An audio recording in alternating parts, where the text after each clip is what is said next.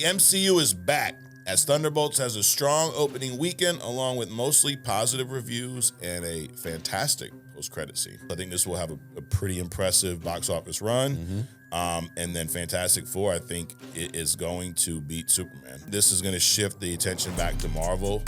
It's going to be hard for DC to carve out an audience as they're building towards Doomsday and Secret Wars. It'd be like going up against Infinity War and Endgame. Right. This is a bigger event. It's more than a movie. Right. And that's the key word, event. Could 100 men defeat one gorilla? You take 100 average adult males, dude, most of them can't tie their shoes without reaching for their fucking albuterol inhaler. Like, let's just be honest. Limbs would be ripped out.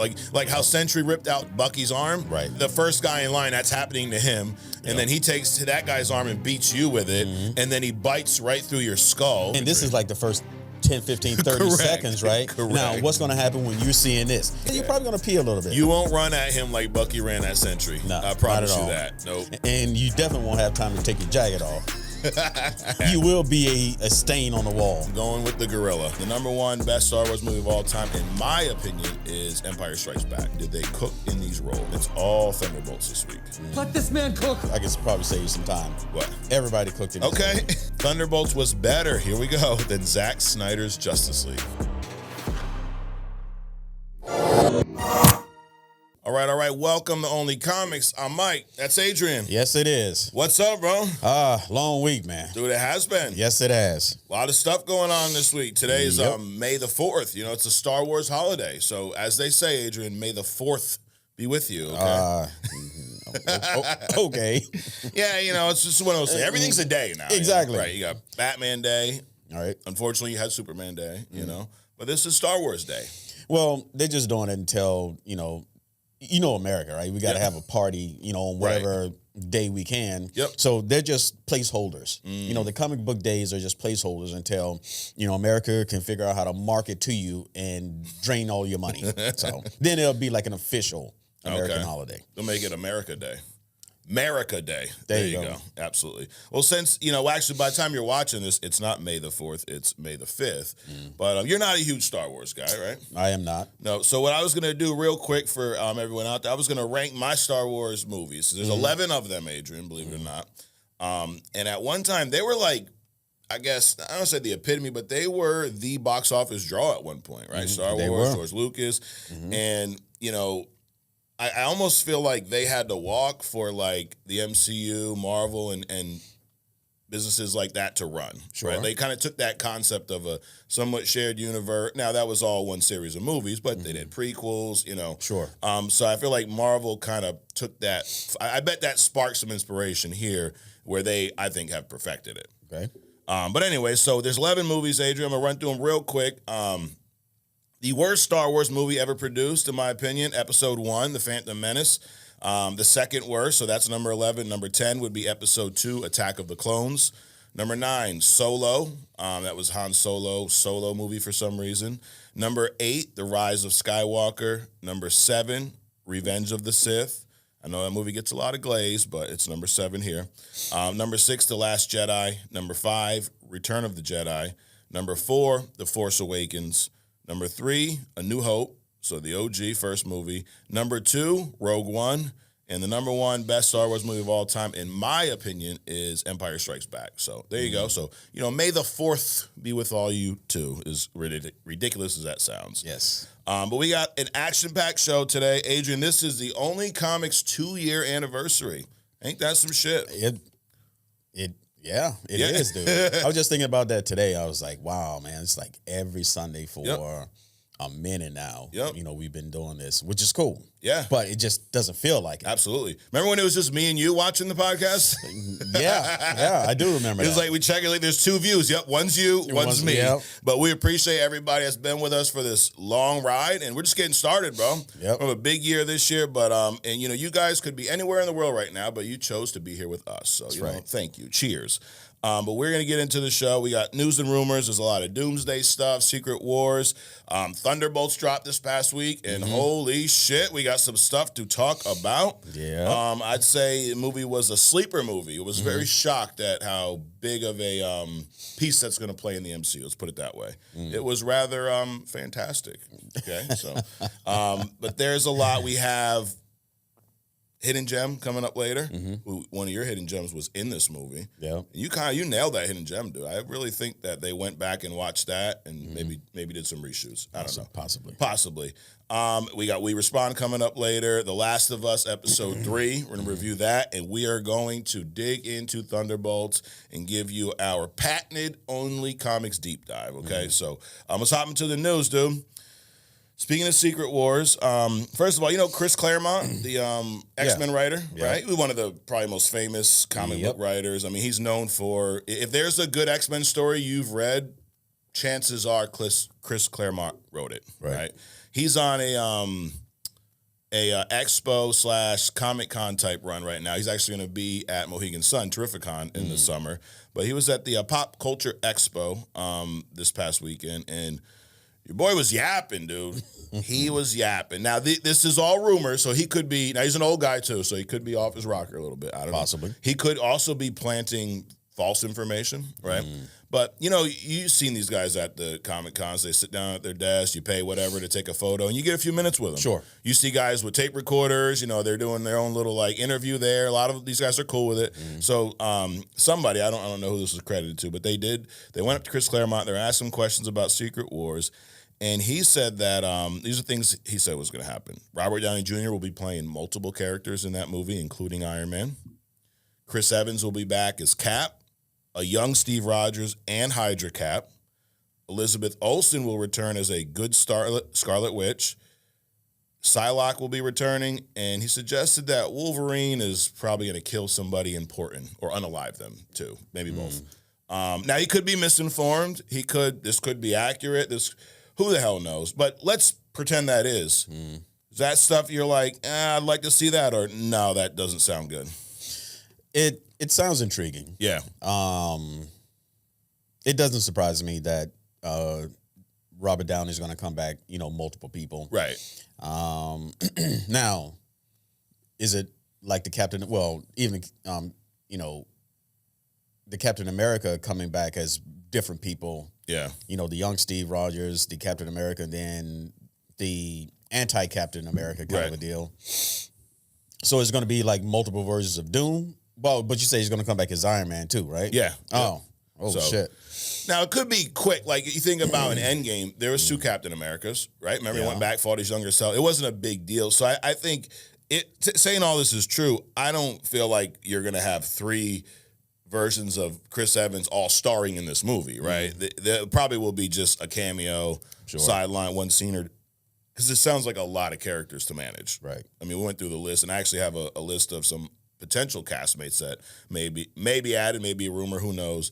But yeah, if this is what happens, I mean, I'm down with that. I think everybody, as much as it, they killed off Tony Stark, they killed off Iron Man, I'm on the kind of side of, if we got Robert Downey Jr. coming back, why not have him as Iron Man one more time? I mean, shit. At this point, fuck it. They're bringing everybody back, dude. We got Patrick Stewart out there, barely alive. Like, come on. So does that mean that Doom's going to have Tony Stark's goatee?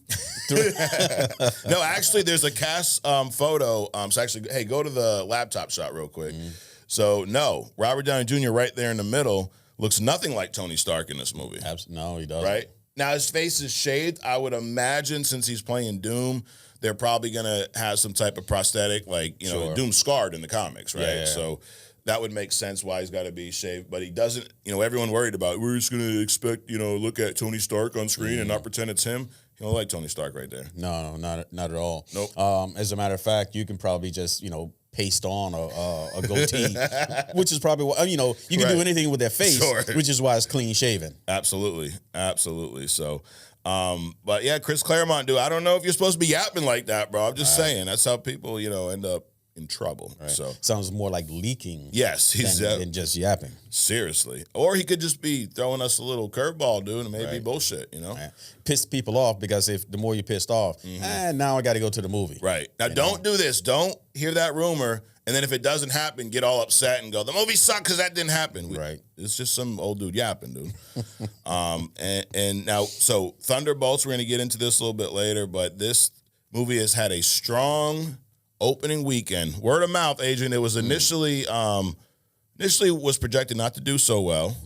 But I feel like, people like me, I went to see it Thursday. Right. And I came in here the next day, I was screaming about it, bro. I was screaming about it so much, you left to go see it. Right. So I think word of mouth has definitely helped this movie. Now, it also debuted with some of the highest Rotten Tomatoes scores that a Marvel movie has had in a long time, okay? But let's take a look at the projections. So right now it's aiming for, let's see, about 70, almost 80 million opening weekend. And that's domestically, and about 160 million worldwide. So not a bad opening for a movie that let's just say where it ends up, that's not how they marketed it. Right. It seemed like a sideline movie, wasn't going to play a big piece into the MCU, right? At least that was the vibe I got before the movie dropped. Right. I completely underestimated this movie. Yeah. It was almost like when Thor first came out. Right. Nobody thought that Thor would be anything, and until the split, he was there, right? Right. So yeah, I believe. So that doesn't. How much? What was the budget to make the movie? Let me see. The budget was 180 million. So it's already made the budget. Yep. Right. Well, but we got, but then you got to throw in the marketing. So double that. Sure. So, but in the first weekend, Right. it's already made half of being able to be, profitable. Yeah. And I think what Pretty you'll cool. see with this movie is because it's had such a positive response, word of mouth, not just the critic side, the audience too, right? So everyone's co-signed this movie. This thing's going to have more life at the theater. We're used to, even lately with Captain America, it came out, it got really mixed reviews, and the box office run died pretty quickly. This thing, I think, is going to have some legs. Right. Well, because it has all the stuff before that. Right. Because when Captain America first came out, it was kind of on the cusps of, Iron Man, which was Right. also kind of immature, as far as exposure. Sure. So now that we've had, the gamut of superhero movies following, so I think people are more intrigued, they're more accepting, and they're just willing to, stand behind something. And I'm sure a lot of people just went to see it fail too, Right, or absolutely. expecting it to fail. And I didn't expect it to fail, but I didn't expect it to be as good as it was either. No, me neither, dude. I was highly surprised, and I love the twist. There was the asterisk on Thunderbolts. You notice on the title? Yeah. People have been talking about this for weeks, and no one knew what it was, but obviously we learned by the end of the movie, hey, spoilers here, so we're talking Thunderbolts. These are soft spoilers. We learned that that's not the real title of the movie. There's an alternate title, right? So, which I won't drop that now because that will spoil everything. But I was, highly impressed. I'm glad I went to see it the first day. And you know me, bro, I'm trying to get back as soon as possible, Right. Go see it again. And now this Rotten Tomatoes score, critics right now sits at 88%. Wow. Okay. And audience at 95%, dude. Damn. So the glaze is there, Adrian. The Right. glaze in the movie. Yeah. I think it's well-deserved glaze, though. I agree. I had to pick, this, if we were doing a what the fuck Rotten Tomatoes, these scores are close. I would probably lean towards the critics, the 88. I don't know if I'd say 95. That's That's a lot. but 88 is solid, dude. I probably would say 9 out of 10. This was, very impressive. Speaking of Avengers Doomsday, the rumor out there right now is that they do not have a finished script to this movie. They just started filming past week. Now, this shouldn't be alarming because I don't know if you remember, but back when they produced Iron Man, that movie, there was no finished script for that movie either. A lot of the dialogue and stuff was kind of made up on the go. Hey, you say this, you say. They had an overall arching story, but they started filming that movie without a finished script. That's okay because when a writer writes a book, and they have to submit it to the publisher, it's not a finished product. True. They just want to submit something so that the publisher can kind of get an idea what the where the writer is going. And then because as you travel down these roads, as a movie is being produced, the ending will present itself because it might not even be what you thought it was going to be. Correct. So that makes sense to me. Yeah. So I'm not, that doesn't alarm me. I think they'll still be fine. The rumored reason is that the entire cast hasn't been signed yet. Because, with a movie like this, you have all these potential characters at your disposal. And I'm sure there's somewhere, you're working one character in, and then you get to a point, you go, you know what, that probably doesn't make sense. Let's take this one out. So I'm not surprised that they haven't signed everyone yet. They also, I bet they're trying to keep some of these things like under wraps. Correct. Like the ones that they haven't announced. I think there's going to be some that they haven't announced that are going to highly shock us. Probably. Which I'm all for. So, hey, take your time, whatever. There was a rumor of let me back up. We saw that cast reveal a few weeks back, right? Back when everyone's like, MCU's done, they're over. And then like almost 300 million people sat there and watched Chairs for 6 hours. There were a ton of names announced there, but there was a lot of omissions, right? Sure. So we knew that we didn't. A lot of people didn't because we're smart, We knew there was more to come. This is a rumor, though, so these have not been confirmed by Marvel. But this past week, these are allegedly the additional staff members or the cast members. I will give you, all right, we'll run through them real quick. Mark Ruffalo is Hulk. Benedict Wong is Wong. That's not a surprise. Brie Larson, Captain Marvel, your favorite, Adrian. Don Cheadle is coming back as Rhodey. Karen Gillan as Nebula. Jeremy Renner as Hawkeye. Ms. Marvel, OKE. I forgot how you say her name, from Black Panther. Valkyrie will be there. QB from Loki. Monica Rambeau. Adam Warlock. Ironheart. America Chavez. Sylvie. She-Hulk. Wonder Man. Cassie Lang. Hunter B-15 from Loki. Maria Rambeau, the Captain Marvel variant from Doctor Strange. Jean Grey Phoenix. Famke Jensen's going to be playing her. Halle Berry's allegedly back as Storm, Adrian. Owen Wilson as Mobius, Chris Pratt, Star-Lord, Samuel L. Jackson supposedly back as Nick Fury, Charlize Theron as Clea from Doctor Strange 2, the end credit scene, Benedict Cumberbatch as Doctor Strange, Haley Atwell as Peggy Carter, Captain Carter, we saw that rumor last week, Chris Evans as Cap, Bradley Cooper as Rocket, Maria Bakalova as Cosmo the Space Dog from Guardians, and your boy Vin Diesel himself back as Groot. So allegedly these are additional cast members. I wouldn't be shocked if any of these showed up. Sure. Like, this isn't really groundbreaking. Sure. But Marvel has confirmed it, so take that, as they say, with a grain of salt, whatever the fuck that means. Why does it take it with a grain of salt? What does the salt do? I don't know. It's just these weird sayings we just say. Like, exactly. You just hear it, you say it, and you never really why do we even say this shit? Well, that's why I think, kids today are kids always have come up with these sayings because, when somebody thinks about where it came from, you can be like, oh, I created that. Right. Like these dances and shit. It's like, oh, he created that. Yep. Kid with that bullshit. All right, whatever. Wait, are you saying you have a dance for us today, Drew? No. No, okay. No. All right, maybe next week. Ryan Reynolds supposedly is working on a script, dude, for a Deadpool movie featuring some X-Men. So now Ryan Reynolds, he's not a Hollywood writer per se. He co-wrote Deadpool 2. He co-wrote Deadpool and Wolverine. And then he wrote some short film called No Good Deed, which I've never seen or heard of. You ever heard of that? No. So, his writing credits are basically this Deadpool character co-writing some stuff. He's back at home. Now, this is not endorsed by Marvel, and this is also, I guess, a rumor.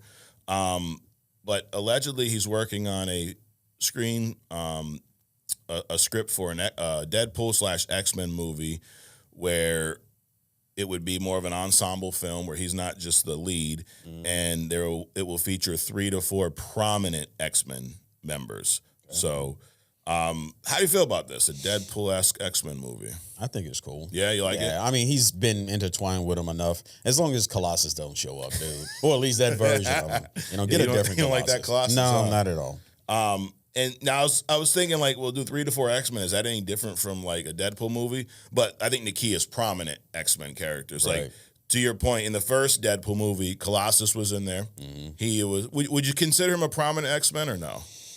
Not really. No, it's got to be Scott. Yeah. Beast, Jean, Xavier, Wolverine, Gambit. No, not Gambit. No, Gambit, no. Colossus, Gambit, all the the originals. Okay, those are the prominent ones. Iceman, the OG. Yeah. Yep. Okay. So yeah, Colossus is probably like second tier, maybe. Sure. Right. Like he's going to show up more than like a Bishop or someone like that. Right. But he's not going to be in every X-Men team. Then you had Negasonic Teenage Warhead, who was like, who even is she? You know. Right. And then the second movie, Colossus came back, Negasonic Teenage Warhead, you had Yukio, but they're all sideline characters. Cable was probably the biggest, but he's more of an X-Force guy. Right. I don't think he ever was officially in that. Who knows? So, I mean, dude, I agree with when I first heard this, I was like, really, dude? Like, I've almost had enough of the goofiness. Like, I love the Deadpool movies, but I want to see the X-Men done properly. Right. I want to see them I don't want to see them just stuffed into some comedy movie. But I guess you can get both, right? They're working on an X-Men movie, the MCU. So I kind of like this, dude. Well, maybe Ryan Reynolds would show them the way, because that Wolverine in Deadpool was awesome. It was. Yep. We'd never seen that before in any previous X-Men movie. Right. So maybe his influence will guide the directors of any future X-Men movies. Sounds like you're making an educated fucking wish. I think so. That works too. It does, yes. So, and then there's another rumor that says that this is actually an X-Force movie that he's putting together. So I'd be down with that too. Sure. The X-Force movie was talked about after Deadpool 2. So before Marvel bought the Fox rights back, when we thought we were going to get like a third Deadpool movie, not the Deadpool Wolverine film. There was talks about X-Force. And if you remember, even in Deadpool 2, he kind of put together a makeshift X-Force group. And then at the end, we saw him with the gray suit, which was X-Force, attire. So I'd be down with either one, dude. Sure. To your point, he has definitely handled X-Men better in his movies than, Fox has at times. So speaking of Marvel, Jeremy Renner. There's like no DC news this week, by the way. So is that shocking? Are you shocked? Is that your shock face? Because I don't know what the fuck they're doing. All right. Just getting ready for the Superman movie, which I saw the trailer again. Second logo, man. Dude, now not just because of Thunderbolts, but I'm a little nervous for this James Gunn Superman movie, dude. Right. I think it's going to get lost in the shuffle. Right. So here's the thing. The Fantastic Four will either do better or worse than the Thunderbolts. Right? I think do better. So if they do as good as, just as good as, if they match the Thunderbolts, because I think the Fantastic Four and the Thunderbolts were going to be received the same way, at the same level. The Thunderbolts, because nobody knew what was going to happen. Yeah. And the Fantastic Four, because people want to get that nasty taste of the nasty taste of the previous three out, right? So if they do as well as the Thunderbolts has, I kind of feel sorry for the Superman movie, dude. Yeah, dude. Yeah, it kind of reminds me a little bit of 2016. So this was they were kicking ass, dude, at this point, and DC was trying to compete. Okay, so in this year you had for Marvel movies Deadpool. Now that's not MCU, but that's Marvel. Actually, let's just talk MCU. MCU, you had Captain America: Civil War, dropped in May, did 1.1 billion, and then you had Doctor Strange, dropped in November. Who the hell knew who Doctor Strange was at that point? Did almost 700 million. DC had Batman versus Superman: Dawn of Justice, that did 874 million. Now sounds like a lot, but you have a Captain America movie doing over $1 billion. Right. You have fucking Batman and Superman, the two first, right? The OG superhero, Superman, and then Batman, who is one of the most popular characters ever on the planet. On the planet. Like, dude, ask 10, even if they're not in comics, go walk down the street, ask 10 people who Batman is, all 10 will know who he is. Right. Ask 10 people who Captain America is, 7 maybe. I mean, now maybe more. Now, yeah. Doctor Strange, you're like, who the fuck's that dude? But you couldn't break $1 billion with Batman and Superman. And then you had Suicide Squad came out in August that did 749 million. And then after that, but they also, from a critical standpoint, those movies did not receive the same reviews as Captain America. And Doctor Strange. So I feel like we're going to see something similar here. Right. Marvel just dropped, Thunderbolts. I think this will have a pretty impressive box office run. And then Fantastic Four, I think, is going to beat Superman. I really do. And I think this is going to shift the attention back to Marvel. It's going to be hard for DC to carve out an audience as they're building towards Doomsday and Secret Wars. Right. It's just, dude, it'd be like going up against Infinity War and Endgame. Right. You could have one of the best movies ever, but it's like, dude, this is a bigger event. It's more than a movie. Right. And that's the key word, event. Yeah. So everybody understands. So they talk about that they don't have a plan. Well, they do have somewhat of a. They have the makings of a plan. Yep.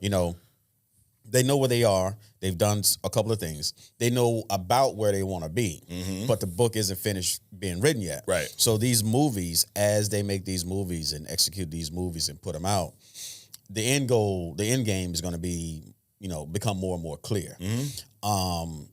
DC doesn't have even the makings of a plan. It looks like. Right. So they're dropping these individual movies that are disconnected from each other. Sure. They got to do something. Yeah. Now, I think they just need to not do what they did last time where they tried to speed this up. Drop your Superman, let it do what it does. Drop your neck. Like, let's build to an event. You can't compete with the MCU right now. Right. You just can't. It's not going to happen. So anyway, moving. Hey, if you agree with us, like this. If you don't agree with us, like this. Share this. Subscribe. Do something. And shout out to all the interns out there. I'm rocking a Legion of Interns shirt, dude. So you can get this at onlycomicsmerch.com. Adrian's nice white on black Only Comics shirt over there. So Jeremy Renner, dude, he's the MCU's Hawkeye. How you feel about Hawkeye? Whatever, dude. Right, like he's there, he's not. Who cares, right? Yeah. How you feel about Jeremy Renner as Hawkeye? No. No, I've never felt that. You didn't. He never just didn't embody the role for you. Nah, not at all. I mean, he doesn't. Yeah, I to me, Hawkeye was never a character I really cared about in the comics. Right. So it was kind of, I guess, I almost didn't. You could have played Hawkeye, like, right. Whatever, dude. That's awesome. Sure. But anyway, you might have a chance here because Jeremy Renner is not going to return for Hawkeye season 2. I will tell you that show. I wish I would have rewatched it recently after seeing Thunderbolts because there's a lot of some things like that's where we first are introduced to Yelena, and so there's some plot lines that I guess kind of feed into that movie. But anyway, they're working on season 2, and they wanted him to come back for half the pay. Okay, now season 1 was mostly his story, but it was kind of I guess torch passing to Kate Bishop, right? Who I actually really like Haley Steinfeld as that version of Hawkeye. I'm cool with letting her, like, I almost prefer that over Jeremy Renner, to be honest. Right. And so they wanted him to come back for half the money. And he says, well, it's going to take me twice the amount of work for half amount of the money and 8 months of my time essentially to do it for half. I'm like, I'm sorry, why? Do you think I'm only half the Jeremy because I got ran over? Remember he had the plow accident a couple years back? You remember that? No. He was helping his neighbor. It was a big snowstorm wherever he lived at the time, and he basically got run over by like a tractor, his own tractor, almost killed him. Oh, wow. Yeah, so he had to come back, which is doing a lot better now. So he's saying, like, because I got ran over, maybe that's why you want to pay me half. And he goes, this is not Marvel, mind you. This is Disney. It's not even really Disney. It's the penny pinchers, the accountants, which we know anyone who works in corporate off, you know, that type of stuff. So what he told them, Adrian, was he said, go fly a kite. Okay, so one of those like sayings, go fly a kite. Right. You've heard this saying before, right? Yep. So I want to do some research because I'm like, why do we say go fly a kite? And I really didn't find much. Now, this first appeared in print back in 1920, okay? And it says it was possibly derived from the literal act telling someone to engage in a harmless but pointless activity like go fly a kite, implying they're wasting your time. That makes sense, right? Sure. I used to, use back in the 1940s and 60s TV shows. Now, have you ever told someone to go fly a kite? No. Well, actually, in those words? No. I have not. Okay, me neither. No, it would say something like, fuck off, maybe. Yes. Go fuck yourself. Things of that nature. Yes. But you know what? Kudos to Jeremy for keeping it PG and telling them to go fly a kite. Right. But the main point here, though, is Hawkeye. Now, you've not seen season 1, so maybe it's an unfair question, but I would assume that he wasn't going to have the same level of presence in season 2 as he did season 1 because we're now transitioning to this other Hawkeye, right? So not to defend, but it almost makes sense. Like if you're going to be in half of the amount of screen time, we probably wouldn't pay you the same. But I mean, as you also got to know your worth. So Well, I mean, I disagree with that because one, your value should go up, right? If you're doing the same things or whatever, yeah, especially in an industry like this. Number one, number two, so what do you tell Hugh Jackman? Well, you're only going to appear in 5 minutes of this Wolverine movie, right. But the expectation is that you need to look like Wolverine. So the whole year before that, you're still training like you used to. You're still watching your food. You're still, minding your diet. So you're doing all the things to appear as Wolverine, which is work, just to show up less. That doesn't mean you haven't done the work. Jeremy Renner, he still has to look. I mean, it's not hard to look Hawkeye-ish, right? Just he was in great shape, though. He was... Yeah, but the thing about it, my point is that you're still doing the work. And even though you might be doing half the work, your value should have come up anyway to where you can do half the work but still get the same pay. Okay. So that's how I look at it. Yeah. All right. I get that. I was looking at a handful of actors who were paid a lot for a little bit. So almost like, I don't think it's because he got ran over. I think, I would assume Disney doesn't look, or whoever's making those decisions, at Jeremy Renner the same way they would a Hugh Jackman or Chris Evans. But to your point, I don't know that that's fair because he was here the whole time. Right. I mean, he was in those movies. Ever since Iron Man 2, he's had a presence in this, MCU. And so here's some numbers that will kind of mess you up. So Gwyneth Paltrow was in Spider-Man Homecoming for less than a minute. And her reported pay was in the low millions for less than a minute. Okay. She didn't even realize she was in that movie, by the way. They asked her, it was an interview. She's like, I was in that? Yeah, like it was a quick scene towards the end. Wow.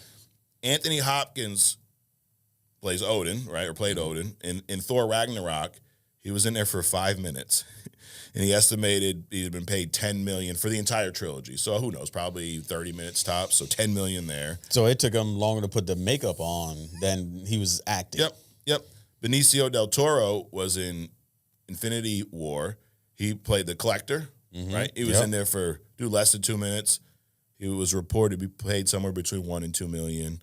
I mean, there's so many. Here's one: Robert Downey Jr. He was in Spider-Man: Homecoming. 8 minutes screen time. You know how much you got paid for that? 10 to 15 million for 8 fucking minutes. Wow. We can't even get a cup of fucking coffee. Clearly, we have to work on our value. Yeah, exactly. And then Vin Diesel, every MCU movie as group. So he's estimated to have been paid $54 million, and he just says 3 words over and over and over. I mean, he could literally say those words once in a recording. Right. Groot, and just never say those words again. Right. And they could just use the recordings, and he got $54 million. Yeah, Wow, that's insane. That really is. But, I mean, so I'm sure Jeremy Renner didn't get paid that level of money, I don't right? think so. So whatever level he was getting paid at, they should have just paid him that level. That's true. Or give him a little bump or whatever. But at the very least, the same level. Right. So you don't have to give them, Robert Downey Jr. money. Right. But at least pay the man what you were paying him before. Yeah, don't pay him any less. Right. Yeah, no, I think I'm with you, dude. At first, I'm kind of like, well, you're doing less to work, but and also looking at what these other guys are, like, if that's the standard, hey, if you weren't doing shit like that, then by all means, drop it. But if you're paying someone $10 million or $11 million for $1 million a minute, right? That's ridiculous. That's ridiculous. Yep, it's ridiculous when you do shit like that. Like, because you're right. They were probably talking $1 million, which obviously if they can pay someone $1 million a minute, they got it. I mean, because his character is like a staple at this point in Marvel. Right. Everybody else, as they act, their value goes up. Sure. Was the girl that played Gamora? Zoe Saldana. Yes. Yep. So when she started making movies, I think she was getting probably 20,000, 50,000. Right. Then it went up to 200,000. Things like that. I'm sure when she played Gamora the first time, and then when she played it the last time, her income went up. Yeah. So that's expected. Right. So if you can't go up, at least maintain what you got, right? Yeah, it's the Terrence Howard thing. Remember, they paid him a certain number, then they wanted him to come back for the sequel for less money. Right. It's like, wait a minute. How come I got paid more last time? But anyway, well, that was the news and rumors. We got an action-packed show, Adrian, so we'll move this thing along. We're going to wrap this up with a little thumbs up, thumbs down. Are you ready? Let's do it. All right. Number one, the MCU is back as Thunderbolts has a strong opening weekend along with mostly positive reviews and a fantastic post-credit scene. I give us a thumbs up. Thumbs up. At a recent this was a little long, so brace yourself, okay? At a recent pop culture expo, Chris Claremont was yapping about Secret Wars, and he claims that Robert Downey Jr. will play multiple characters, including Iron Man. Chris Evans will be back as Cap, a young Steve Rogers, and a Hydra Cap, with Elizabeth Olsen returning as a good Scarlet Witch, Psylocke coming back, and Wolverine killing or unaliving somebody very important. I just give us a thumbs down for yapping, dude. Shut up. Is this about the news or him yapping? You pick. I'm gonna give it a thumbs up. Okay. I think it speaks to how dynamic this movie is going to be. Yeah. I'm excited about that. Dude, you're positive today, Adrian. It's early, trust me. It's okay. You woke up on like a positive note, dude. Number three, Avengers Doomsday rumored to not have a finished script yet due to some actors not being signed. It also was a rumored remaining cast that was released this week too. I'm going to give this a thumbs up. Sure, thumbs up. Ryan Reynolds is rumored to be working on a script for a new Deadpool movie featuring 3 to 4 prominent X-Men characters. Also, this may be an X-Force movie, allegedly. I give us a thumbs up. Thumbs up.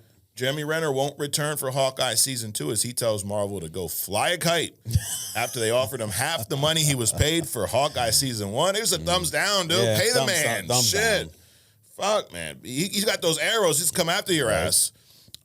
Anyways. Well, he can't draw anymore. He got ran over and stuff. That's true. But even I think that's what he's saying. Like, it takes me even more to get in that shape now after going through this accident, and then y'all gonna pay me less. Right. So it's almost like it ain't worth his time. Exactly. Which I get. All right, Adrian, we are going to hop into some Thunderbolts.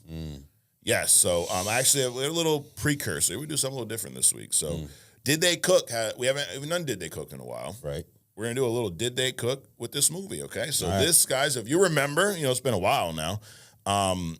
This is where I throw out some casting choices from movies, some performances, and Adrian lets me know, in his opinion, did they cook in these roles? So, believe it or not, Adrian, it's all Thunderbolts this week. Let this man cook. All right, you ready? Well, I could just say this. I could probably save you some time. What? Everybody cooked in this Okay. movie. So I'm just saying. But if you want to go through it, we can go through it. Yeah, let's go through it. Let's pretend you didn't say that. All right. Number one, Florence Pugh as Yelena. Actually, yeah, she cooked. She cooked. Okay. Louis Pullman as Bob/Sentry. I got comments about that. He cooked. Okay. Sebastian Stan as Bucky, Yep. as always, right? David Harbour as Alexi/Red Guardian. Yes. Damn, shit, this movie got you on the other side. Yep. Wyatt Russell, here's another test, as John Walker, U.S. agent. He did. And did Marvel cook with the Thunderbolts? They cooked. They fucking cooked. So anyways, they cooked just like, actually, no, we'll get into that later. Anyways, what I'm going to do, I prepare, I'm a yapper, Adrian. Yep. And I try to condense things. So I'm going to test myself here. We're going to do a deep dive.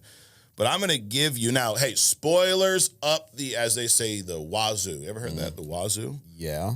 So the spoiler time is now beginning. If you have not seen Thunderbolts, go fucking watch the movie. Hit pause, go watch the movie right now. They should do what you did the other day. You just left here. We were talking. I was like, bro, you should go see it right now. So I turn around, you're gone, your Jeep's gone. I'm like, what the fuck? Called you, you're like, yo, I'm at the movie theater right now. Yep. So y'all do what Adrian did on Friday. Right. Go watch the shit. All right, so I'm going to recap the movie in 90 seconds. I'm going to time myself, okay? And then after that, we are going to deep dive and we're going to give you our thoughts on this entire movie. So let's see. Let's get a little timer here. So you know I'm a yapper, Adrian. Right. I'm going to try to keep it in 90 seconds, all right? All right. Did you know that Avengers Kang Dynasty was supposed to be released this week originally? Right. Yep, so instead we got Thunderbolts. So. Okay. All right, ready? Let's go. All right. On your mark, get set, go. All right. Facing impeachment, CIA Director Valentina Allegra de Fontaine hires Yelena to destroy some incriminating evidence in Malaysia, which would link her to the Ox Group Sentry Project, a project with a goal of creating their own superhero through experimenting on just about anyone, including meth heads, Adrian. De Fontaine sends a handful of her best people, Yelena, Taskmaster, Ghost, John Walker, to a covert Ox Group facility to unalive each other as she locks them in. Tries to incinerate them, I think in honor of Anakin Skywalker being burnt to a crisp in episode 3 last week. Ghost whacks Taskmaster. The team finds Bob, survives. And we all learn that Bob is everyone's favorite recent hidden gem, the meth head himself, Sentry. Right. He flies, deflects bullets, eventually being groomed by Allegra to be her own personal superhero, almost like some Homelander type shit. Right. Bucky goes all Winter Soldier, captures a team of misfits that they're initially saved by Adrian's favorite super soldier, the old Red Guardian. He calls the teams the Thunderbolts after Yelena's shitty soccer team. Bucky brings them to the former Avengers Tower, now called the Watchtower, where they get their ass kicked by Sentry, which leads Bob to the realization that if he's a god, he doesn't need to listen to Allegra anymore. They disagree. This half hits the kill switch or the unalive switch, which backfires, and she sets the fucking Void loose. Dumbass. Void turns everyone around him into shadows, New York City into darkness. Yelena knows this can only be stopped from within. She enters the Void when she's forced to relive her worst traumas room by room. Her team follows. They find Bob. They go through all the traumas. They save the day with a big hug. The lights come back on. The city goes back to normal. They find De Fontaine. She tricks them, leads them right into a press conference, and introduces them as the new Avengers. Then in the post-credit scene, we have a interdimensional spacecraft heading towards Earth with a large 4 on it. So there you go. Did I miss anything? I don't know. But and it was not a minute. God damn it. All right. So anyways, a lot happened in this movie. A lot. So that is in a nutshell, but that does not even give this movie justice. So first of all, before we get into this, score. What would you score this movie? I would agree with the critics, about 88. Yeah. Okay. Yeah, I think I would say I'm gonna give it I'd say 8.7. Okay. 8.6. Not quite a 9, almost, but it's one of the most enjoyable movies, especially from Marvel, that I've seen in a long time. Why did you like it so much? It was a good balance of humor. Yeah. It's like they nailed it. Yeah. The humor balance. Yeah, wasn't too funny. Just when you think it's about to go too far, too much, they back off, right, move into something serious, and then they introduce it again. And then the people that were introducing the humor was spot on. You know, the Red Guardian, even like the back and forth between the different characters. Yeah. Even though it was serious moments, there was humor built into it. And I enjoy that. The kid that played the Sentry, just oh my god, just nailed it, dude. I mean, I've never really heard of the Sentry. Oh, I did, but I never really did a deep dive into Sentry before I did the Hidden Gem. Okay, so I really have no reference, especially live action. But this kid nailed it. Yeah. He was the right size. Yep. Right. The facial structure, the hair, how he performed. It was in the eyes. You can see the performance in the eyes. Yep. So he definitely nailed it. Bucky's involvement, coming out, willing to go against out of retirement, dude. Winter Exactly. Soldier's back. Exactly. Doing the senator thing. Yep. If B. Fontaine was like, wow, the shortest senator in 2 months or something like that. Right. So it was just a lot happening. They moved into the Avengers Tower. De Fontaine did. Yep. The transition and they got the Void like spot on. Yeah. That look. Yep. That was perfect. And it was cool that I actually thought the Void was like killing people, like smearing At first, them. yeah. Right. Yep. So he was actually like putting them into like a dark dimension or some shit, apparently. The only thing that was kind of campy was the big hug at the end. Yeah. But even that made sense. It did. Yep. As cringy as it was, it did make sense. Right. I agree. So, to somebody that has psychological issues, I guess the hug is what it takes to bring him out, right? Yep. And then how they ended up back in the Avengers Tower, going over the new Avengers stuff. Yep. Guardian coming out with that shitty ass suit, talking about copyright. Sam Mackey. I mean, not Sam Mackey. Wilson. Sam Wilson, coming into the conversation. So that means that he'll be in there at some point, probably their leader, Right. and then it ends up, the way it did. In an interdimensional anomaly, heading toward her. So, I mean, I'm glad you told me that. To stay toward. Oh, I know. You would have left, credit, yeah. because I thought the first one was like the end credit thing. Right. But they did something different because these credits weren't that long. Normally, it's like the Star Wars intro. Right. Fucking long time ago in a galaxy far, far away, kind of stuff at the end. And that's why I've stopped staying for the prequel, the end thing, because the credit was just, I mean, I don't really need to know who put the water in the bucket for the janitor. Wow, it's important, and I would say also, lately, the end credit scenes haven't been much to want to stay for. Like you sit there, I don't need to see the guy selling hot dogs punching himself in the face. Like, that's just stupid. Right. I sat here for 27 minutes to see that shit. Right. This goes back to what we were talking about last week when they're making post-credit scenes great again, Adrian. Like, we're making Mondays great again. They just made post-credit scenes great again. Well, I mean, but also there's no post-credits where you have a situation where that means nothing. Right. Like in Shazam, Superman comes out, and that will apparently never happen. Nope. So it's wasted. Yeah, and this that we're back to where they're important credit scenes. Like, I believe that scene is going to be a scene from Doomsday. I don't think that was just a post-credit. I think that is part of that Doomsday movie. Okay. It was shot on the Doomsday set, and the Russo brothers directed it. They brought the director from Thunderbolts there to watch, just be part of it because it's his story. But the Russos directed it. So we saw this at the end of... was it Infinity War? It was the end of some movie where Captain Marvel showed up, and we saw her interacting with the Avengers, and then that scene was actually an Endgame. Okay. Right? So I'm glad that it actually meant something, because I'm tired of fucking sitting there and seeing some bullshit. Right. So does that mean that the Fantastic Four is coming into the MCU? Yes, absolutely. Got it. Which we heard that as a rumor, right, for a while back here. And I think that's what we're going to deal with in Doomsday is these guys coming from another multiverse or another universe.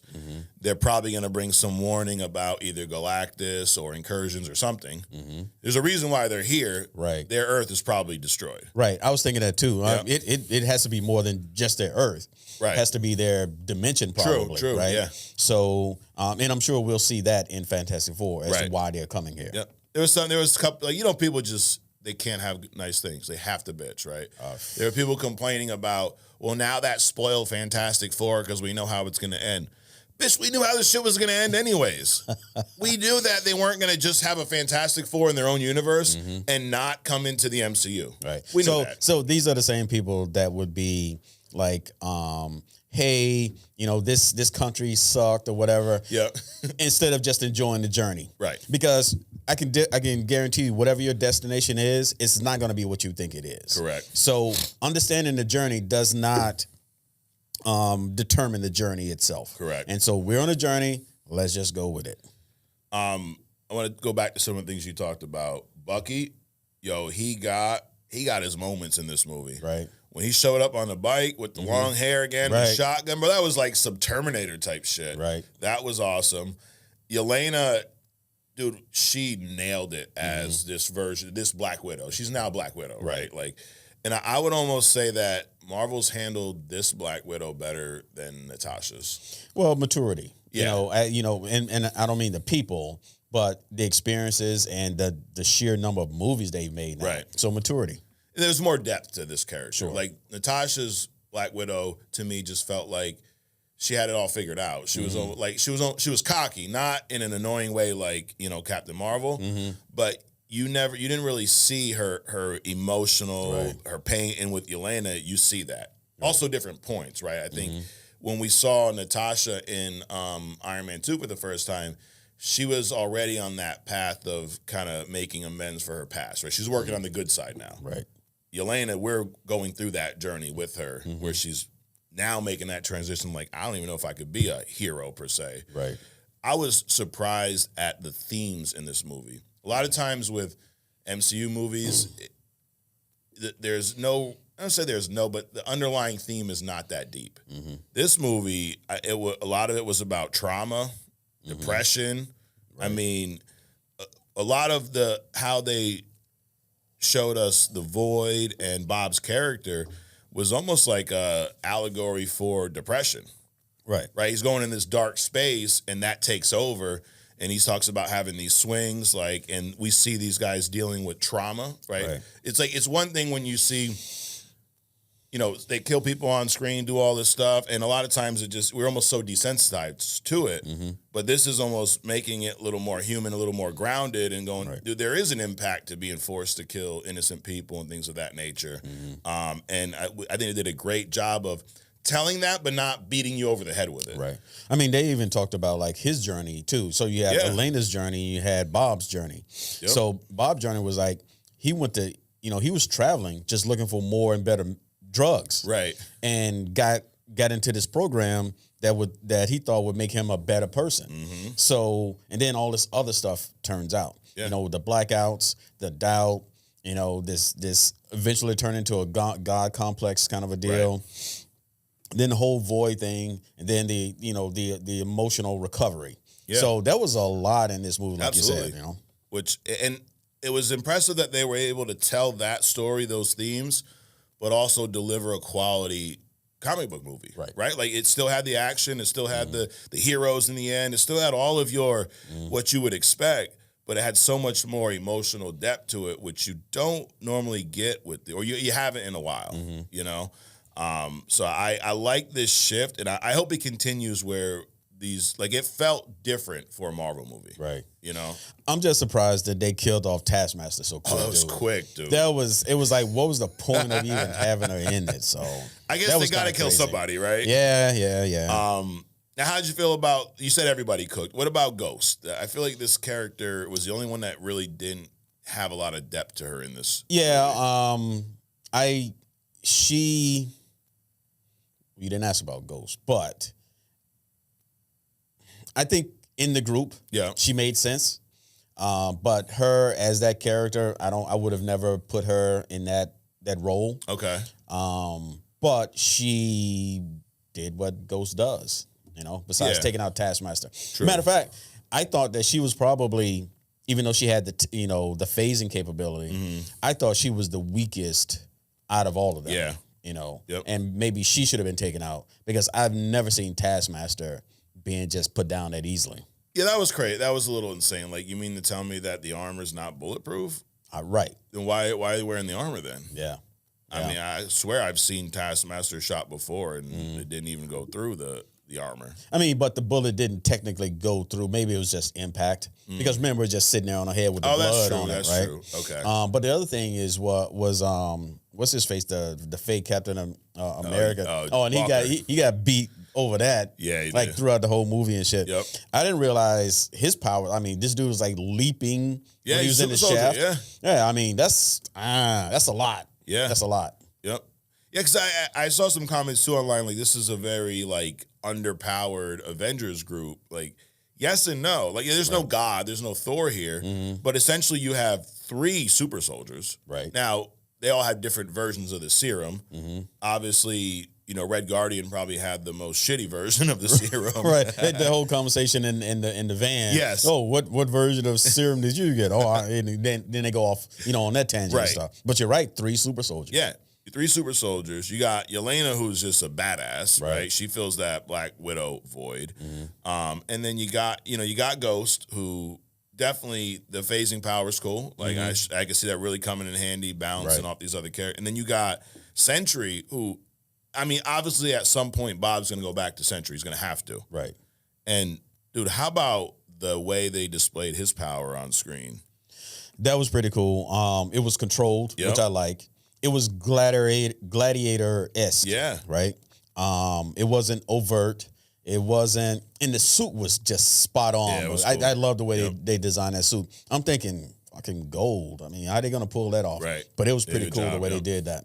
And of course, Super Soldier got his ass kicked. Yes. That was funny. I mean, it wasn't funny, but he's like took off his jacket. I mean, you've seen this guy. He's flying. Right. Everybody's hitting him. Nothing's working. Red Guardian snaps a knife in his face, and then what you gonna do? Take off your jacket and jump on top of him? Yep. And besides that, when did his other arm become like incredibly strong or bionic or whatever the hell it is? Because he's punching with the mechanical arm, but then he's punching with the right arm. Isn't it just a regular arm? Yeah. Well, I guess, I mean, a super soldier, but yeah, his hand would probably be smashed at some point. Whatever. And then he rips Bucky's arm right out And of his beat him socket. with it. Yeah. And do it with ease. Right. And this is also like, I really hope that when the Superman movie comes, I hope they're watching. Right. Because that's how you do Superman. Yep. That's how you do Superman's power. Yep. Literally, like, nothing's phasing him at all. He ain't bleeding. It was impressive, and it has me, I think, I got more faith in what they're going to do with this cosmic level story and these superpowered beings. Because that's one thing we've always talked about, like, are they going to be able to portray a Franklin Richards? Are they going to be able to portray Galactus and these things on screen? And it seems like, if I'm betting, I'd say yes. Yeah. I think they're going to. Yeah. I mean, what they've done in the past, like I said, they've gotten a bunch of characters in one space at one time. Yep. And they really pulled it off. Yeah. And I'm sure there was a learning curve. So I expect, what they did then plus. Right.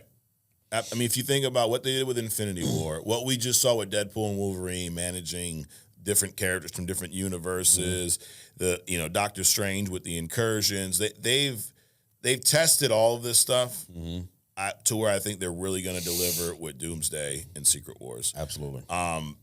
What else in this movie? So the end. Let's talk about Allegra DeFontaine. How you feel about her character? I feel better about it. She did. Yeah. Dreyfus did a really good job. Being that conniving, backstabbing, fucking politician. Right. Right. It's like smile for the cameras, but everything that she did was for her own gain. And she's been described as the Nick Fury of this group. Do you feel that way? No. No. I don't feel that. She's not a soldier. She's not, guarding secrets. She's not protecting anything but herself. Okay. Nick Fury is a soldier. He's a leader of global task force, and the objective is to protect Earth. Yeah. And her goal is to ascend to some political position. Got it. So a lot more selfish. Absolutely. Yeah. But I guess the closest thing, I mean, Nick Fury was kind of a support / organizer for the original Avengers. She's the closest thing to that role, if you will. Well, and I mean, sure, she's an organizer. I Yeah. mean, all leaders organize shit and bring people together to get things done. But it's just globally different. Yeah, I And gotcha. and the reason that they were doing it. Yep. I agree. I liked her in this movie. And you just do no limit to how much she's going to stab someone in the back. Right. And I had no idea. I did not see that twist at the end coming. No. At all. I'm thinking, they're gonna bring this chick in. Like, this is a wrap. And even if that was the case, if that twist didn't happen, it's still amazing movie. Right. Still great. Like, Absolutely. they knocked it. It wasn't one of those where, you get a shitty movie and they try to save it with one big twist. We've seen movies like this. Yes. Like, what the fuck? Then the twist, the twist was good, but the rest of the movie sucks. We've even seen Marvel movies where the movie sucks, but the post-credit scene was amazing. Right. Like, I've left the theater going, I could have just saw the post-credit scene because that was better than the entire fucking movie. Yeah. But this was not that. They nailed it on all fronts. And do that twist, like, I'm thinking they're gonna, take her in, and then she walks them right into a fucking press conference, Right. announces them as the new Avengers, and I'm like, oh shit. And then I understood the asterisk, like, because this movie is actually New Avengers. Right. But you can't name it New Avengers because it's going to spoil the movie. Yes. Now, I wonder, and I hope they do this. I hope that after a few weeks, there's like a 2-week embargo or something like with spoilers where they'll start putting more spoiler-esque things in trailers. Because it's kind of like, if you've not seen it by now, we got to do something more to get you in. Right. You know, like they do with Deadpool Wolverine, where okay, now they show more cameos and stuff down the road. I wonder if they're gonna be that bold and change the name to New Avengers in their promos and stuff. I don't know. I mean, it'd be cool. I always said this. I'm waiting for the day when there's a studio that is bold enough to drop an unannounced movie. You see it in the music industry. You'll be like, all of a sudden, you know, Beyonce's done it, J. Cole's done it. I'm pretty sure Drake's done it. Eminem has done it, where no promo, no pre-announcement, just all of a sudden at midnight they drop their new album. Now, this is a little different because you got to have theaters ready and shit. But could you imagine if, like, dude, we're sitting here and all of a sudden a trailer drops for a new Avengers movie and they're like, it's out right now. Like, what the fuck? People be running to the theaters. That's my marketing pitch. Right, you know? Anyways. Sounds pretty cool. Yes. But that twist, you didn't see it coming? Oh, I definitely didn't. I thought they was going to, like just destroy her and stuff, but no. And then the post-credit scene we touched on a little bit. They're back at Avengers Tower now. They got their new Avengers logo, right? Matter of fact, hold on. Do I got this here? Yeah, they're switching it up, dude.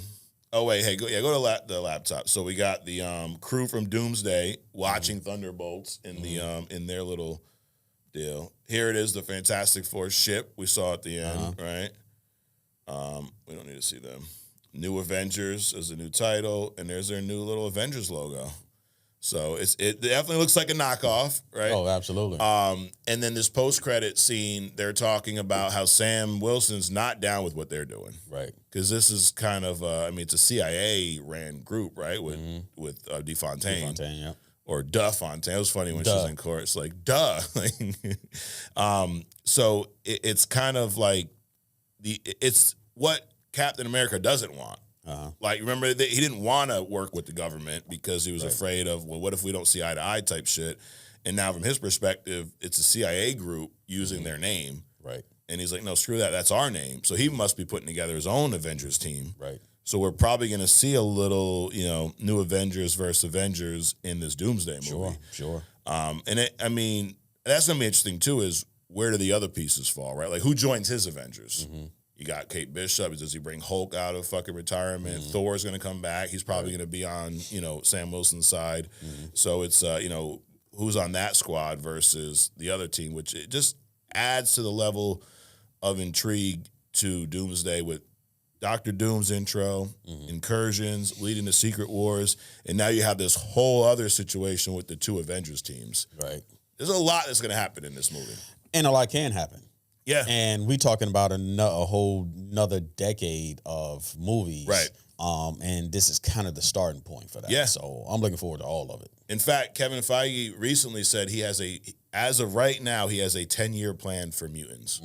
X-Men, that whole deal, which is where Secret Wars, I think, is going to lead us to. Right. We're bringing Fantastic Four into this universe, and I would assume that by the end of Secret Wars, we're probably going to have one universe, just like they did in the comics, where Fantastic Four, X-Men, Spider-Man, everybody's in this one universe. Right. So it'd be like a soft reboot. Yeah.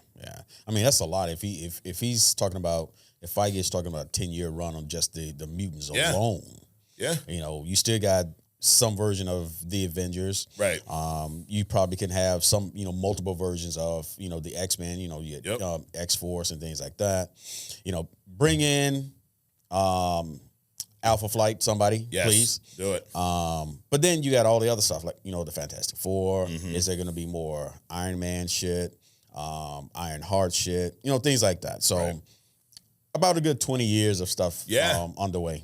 Dude, they have endless stories to tell. That's why when they have to make up new shit, it's like, do you have 100 years of stories to pull from, to be inspired by? Right. You have to copy it and because, it takes you 3 years to make a movie, why change things so dramatically that, you're throwing people off and confusing people and all that kind of stuff. Well, you also talked a little bit about Sentry. Dude, I loved his portrayal. I'm so glad it wasn't Steven Yeun. Right. No knock on him as an actor, but That was perfect. That was. Yep. I mean, that casting is along the lines of, Robert Downey Jr., Chris Evans, Hugh Jackman, things like that, dude. Yep. So that was spot on for both of those characters, Right. Sentry and Void. And it was, I see that. And remember Adam Warlock from Guardians 3? Yeah. I see what they did here, and then I look at what he did with. It's like if you would have did it a little more like this, would have been much better. Like I understand they wanted to make him like a newborn, but it was too funny, too goofy. Right. They nailed it because kind of same. He wasn't a newborn, but he ain't no superhero. Right. He's a meth head, and he gets these powers. So it's almost like the same concept. This is brand new to him, and you saw his immaturity, but it wasn't goofy. Right. With the Adam Warlock, it was like, first of all, the kid does not look like Adam Warlock, number one. And number two, it was too goofy and too funny for someone that superpowered. Exactly. And I hope we see more of Sentry. I mean, obviously we're going to in Doomsday. Right. I saw some stuff online. They were like, no one's going to be able to stop Sentry from, and they even had Doom in that list. Like, Doom could go toe to toe with Sentry, or no? I think so. With his tech and everything. Well, and the I mean, magic. his tech, the magic, the determination. Also, it's kind of like Scarlet Witch. Throw something out there that makes him, stop and think for a couple of seconds. Correct. Then he'll withdraw into his little child phase. Absolutely. Or whatever. And he can probably do something then. But So speaking of, even Wanda would be able to go toe to toe with him. yeah, I think so. Yeah, so you know how the Glaze is, Adrian. Yeah. I mean, if you think about Superman, everybody from Batman, there are entities and there are people that can go toe to toe with Superman. So therefore, but we also don't even know what all of Sentry powers are in the show. In the movie, True. Because he appeared to be able to do some form of telekinesis. Oh, when he touched them, right? Yeah. What? That's like telepathy. Yeah, Telekinesis, like when he smashed the jar Correct. that was on the table. So we don't know to what extent that goes. Yep. Then he's got the strength. We don't know how much that strength, vulnerability, Yep. moving fast, Super speed, all that dude. kind of stuff. So we don't know what powers they're going to give him in these movies. Yeah. So, but obviously there's always somebody that's bigger, faster, stronger. True. And speaking of the speed, Marvel has done speedsters so much better than DC on screen. Absolutely. Like you think about fucking Ezra Miller's ridiculous. And I say Ezra Miller, but that's the studio. Like, Right. Here's how we're going to edit. It looks ridiculous. Yeah. Even like the Superman, selfie cam type thing. I get it, but this looks way better. Yep. So take notes, DC. All right, so that is our deep dive into Thunderbolts / New Avengers. I cannot recommend this movie enough. Absolutely. Like, this was phenomenal. It tells a lot of. It also had some eye sweat moments, dude. Like her with her dad when she, that time where she's pretty much given up on everything. Like there was a little eye sweat in there for me. Not as much as Joel. What happened to our old boy Joel, but it was. And Sentry, I think, was I can't even say he was the highlight. They all were the highlight. Like your point, they all cooked. They all did. Cooked. Now I want to see more of Yelena. In the past, I didn't. I don't mind Red Guardian anymore. John Walker now is likable. Right. He was a pain. Like I could not stand this character, which is what they were going for. Right. But he's now likable, and then Sentry Bob is just that ticking time bomb. Like he's just hanging out in the corner. Hey, what's up? But at any moment he can fuck shit up, which is probably what's going to happen. I mean, someone could manipulate him and turn him into the Void. Like let's say a Scarlet Witch comes back and she's evil. She can easily fuck with his head, and all of a sudden he's the Void. Sending people into the Void. But I mean, they've already revealed. One of his weaknesses. Whatever that switch does to him, yes, it puts him out. Now, does it put out the Void too? Like if they would have clicked the button again, would have taken the Void out? So obviously it had some a catalyzing effect. True. In transitioning him from the Sentry to the Void. Yeah. So that could come up again. Right. Yeah. Exactly. Oh, look at that little Easter egg for you there. So, anyways, all right, moving on. This movie, Adrian, is the fifth or the last movie of Phase 5. So I wanted to attempt to do a little ranking here with you, okay? So Phase 5 of the MCU started with Ant-Man and the Wasp, Quantumania, Guardians of the Galaxy Volume 3. So this movie, Guardians... New Jersey air, bro. Guardians of the Galaxy Volume 3 was the first movie we did a deep dive on here on Only Comics, Adrian. This movie came out May 5th of 23, a few days after we started this thing. Right. So our first podcast, we were talking about this movie. We're previewing it. So it's just, all comes full circle. That's right. The Marvels, Deadpool and Wolverine, Captain America Brave New World, and then the Thunderbolts closes out Phase 5. So worst movie of the bunch for me is Ant-Man and the Wasp. You've not seen this movie. I have not. You take my word for it. So I do. I mean, even though I did enjoy, what was it, 1 or 2 before that? Yeah, they were much better. Yeah. This is where they ruined Kang. Like, they had Kang in the movie, and somehow Ant-Man beats him. Like, stop, knock it off. That's just silly. Number 2 for me would be the Marvels. Second worst. Okay. Would you agree? Sounds good. All right. And then we have Guardians 3, Deadpool, Wolverine, Cap, Brave New World, and Thunderbolts. I'm going to say the next one for me would be Captain America, Brave New World. I think Guardians 3 was a better movie. Do you agree? Sure. Okay. And then after that, here's where it gets tricky. So the top 2. Was Thunderbolts better than Deadpool and Wolverine? It was different. It was very different. I wouldn't say better. Okay. But definitely different. It was better. I would say it's better because it was more surprising that it was better. Got it. Okay. Or as good as it was. I'm not saying it's better. Yeah. Because you expect, with Ryan Reynolds and Hugh Jackman. Right. For that level so this exceeded of entertainment. expectations. Yes. Okay. But I wouldn't say it was all better. Right. So if you're putting them 1 and 2 though, what do you got at number 1? I put Deadpool and Wolverine number 1 for me. This is where I'm torn, man. I want to put Deadpool. Maybe it's because this is fresh in my mind. I'm pulling, what my kids used to do. It's the best movie ever.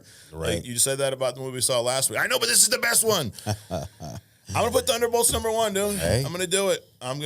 And then if you look back to Phase 4, so we won't rank all these, but we got Black Widow, Shang-Chi, Eternals, Spider-Man No Way Home, Doctor Strange Multiverse of Madness, Thor Love and Thunder with the Splits, and Black Panther Wakanda Forever. Best movie of that bunch, I would say Spider-Man No Way Home. You agree? Sounds good. Like, would you put Shang-Chi or above that or no? No, I don't think so. I just go right to the bottom 3, and that would be the Eternals. Love and Thunder, and there was one more. Probably Black Widow. You haven't seen that. No, it wasn't Black Widow. There's Shang-Chi. There's Doctor Strange 2. No. Wakanda Forever. Yeah, that one. There you go, that one. Yeah, so bottom 3 would be for you Eternals, Thor, and Wakanda Forever. Correct. Yeah, but Spider-Man No Way Home, best one. Would I say that? I would put that above Thunderbolts. Spider-Man No Way Home? Yeah? Yeah, would you? Are you putting Thunderbolts and Deadpool Wolverine above that?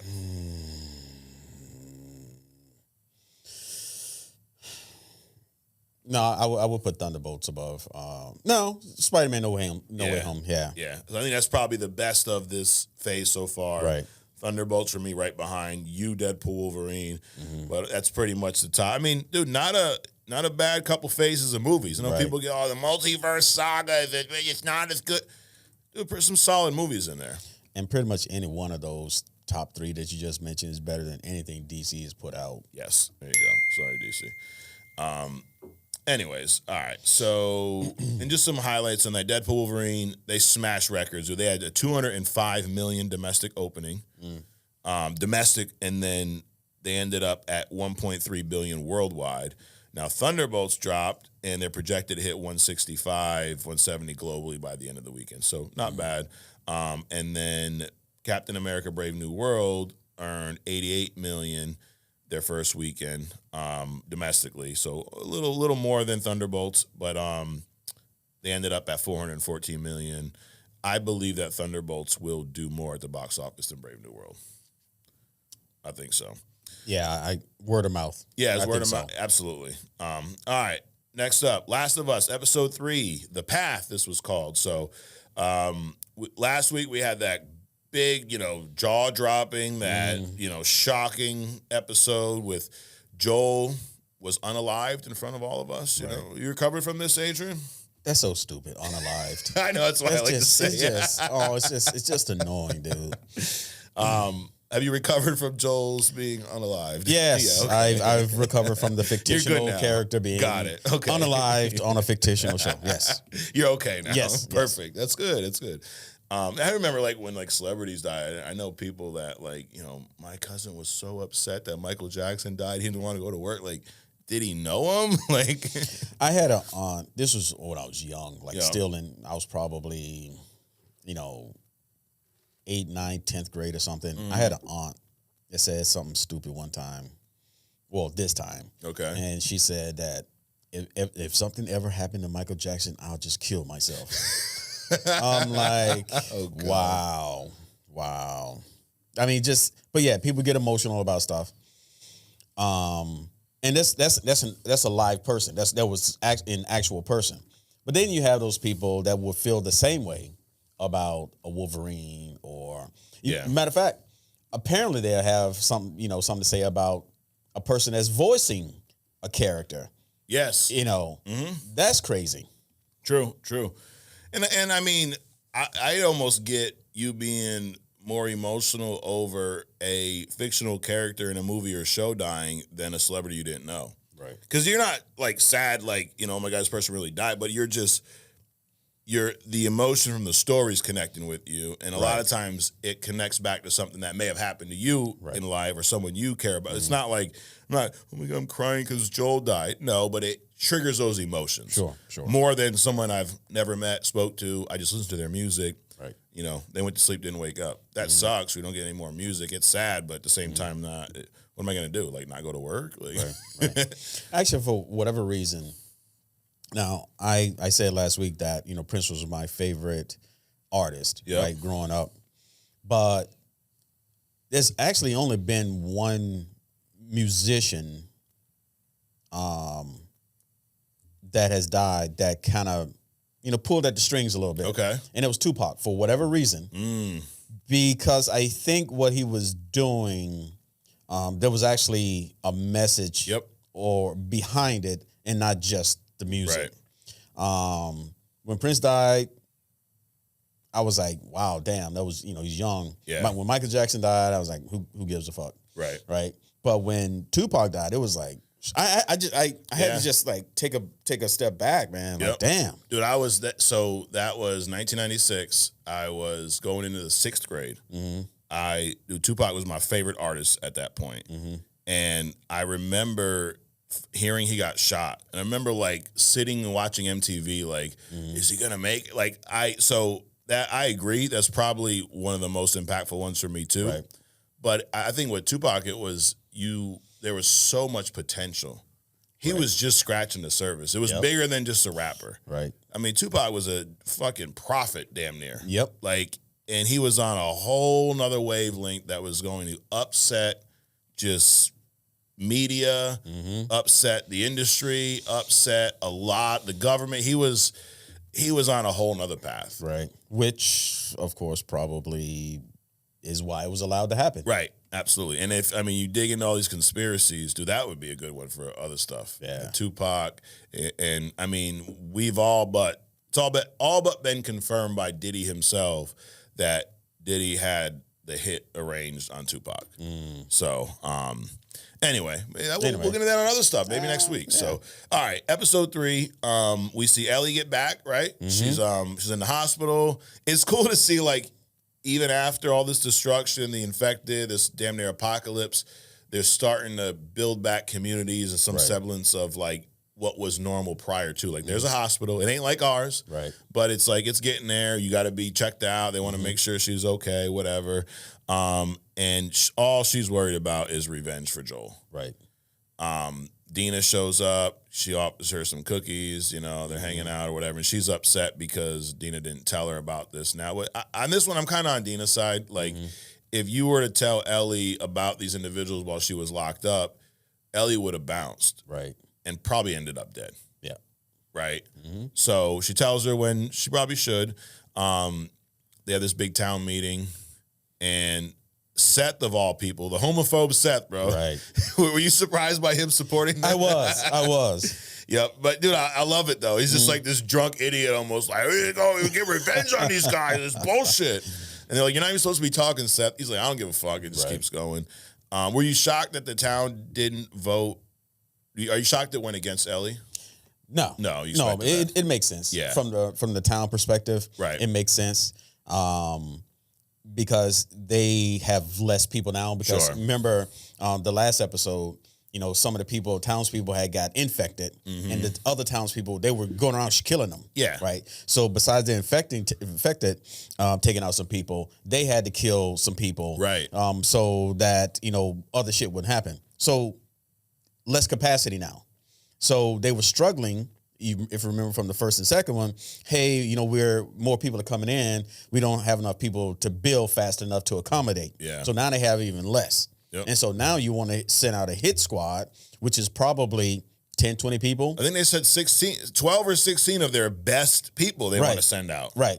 So now they would have been gone, potentially not coming back as well. Correct. So it's a resource management thing. Yeah. But I mean, I've always looked at these movies like even The Walking Dead, like it's you got to expand your territory. You got to always be looking to increase the ring of safety around your homestead, right? Right. Like in The Walking Dead, they would go into this compound and they would just defend that. Walkers and other people be coming and they just defend this little thing.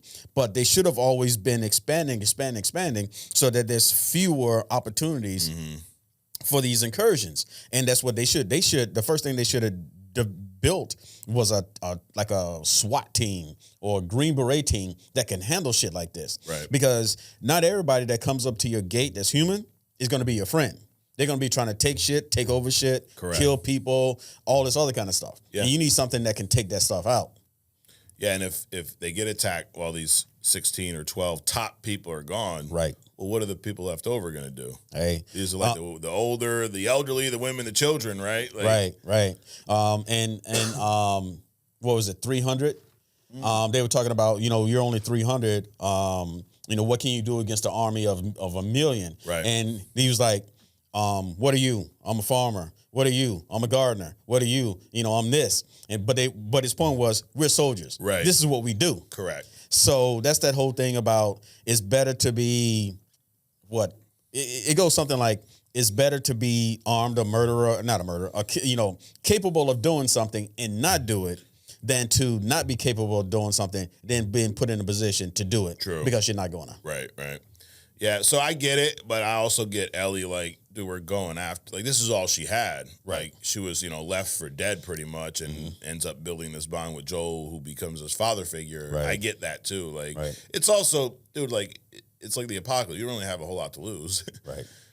I forget who it was, but one of them was like, we saved your, Abby, like, I saved your life. She's like, what life? Like, this ain't life. This is bullshit. Right. So I get that. Were you shocked that Seth was the one to help them? No. After what he did, Right. I mean, you always have some sleeper in a group that does different things that's contrary to what they show outwardly. Sure. Right. He probably engaged them, as dykes, because he wanted to offer himself in some capacity anyway. Yeah. Not knowing that this other thing was going to happen, but it did. So you always have those kind of personalities. Yeah. And I think he realized too, like, his reaction to them was probably a little much. And I think he did feel bad. Like, whether he agrees or not, but I think he felt bad that he made them, feel uncomfortable. Right. And this is kind of his way of like, you know what? Listen, that stuff don't matter. I'm trying to help you do what I believe is right. Right. And speaking of feeling bad, I think that's also was one of Ellie's driving motivate factors too. Yeah. Because right before his death, she had a shitty relationship with Joel. Right. So it's like that. You didn't do that last thing, or you were at all. It's like having you and your spouse or whatever having an argument right before one of you, get taken out or something like that. Yeah, and I forget who it was, but it was saying like you don't base, how you remember someone on your last interaction with them.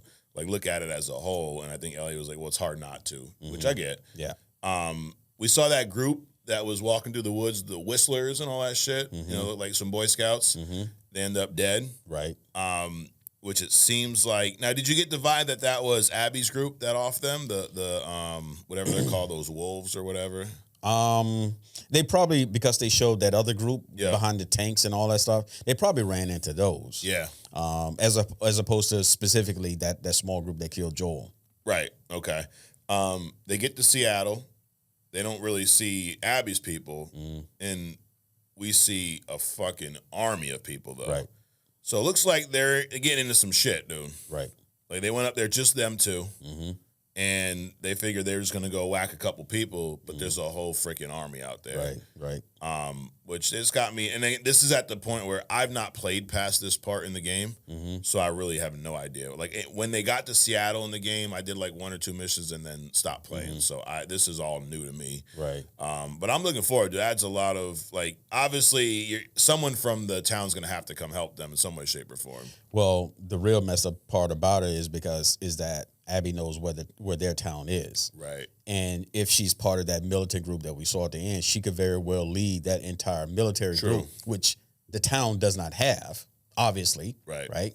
If they lead, because they have more resources in their town than probably that militant group has, So it would be, opportunistic for them to travel to that town, Right. kill everybody in it, or whoever they deem that's a threat, and then just take over the town. Yeah.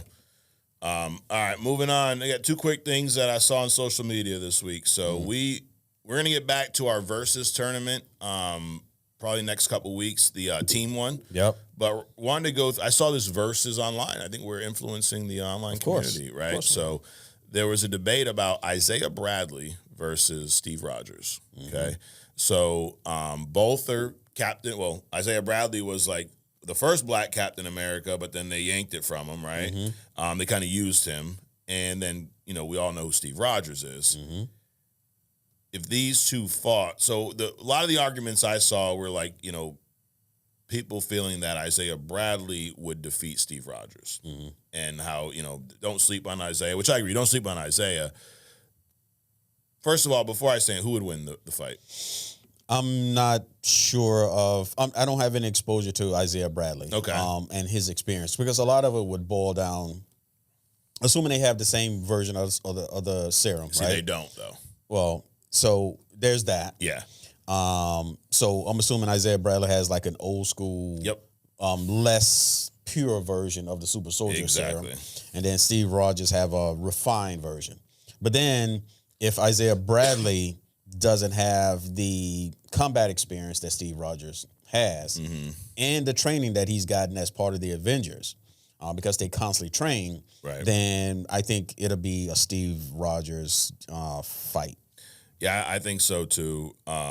So it sounds like they had these serums around the same time, but Dr. Erskine in the comics is where Steve got it from, and then Isaiah had a version that was used on black soldiers as test subjects to try to recreate that super soldier serum after that doctor's death. So this guy made the OG one. He gives it to Steve Rogers. This guy dies.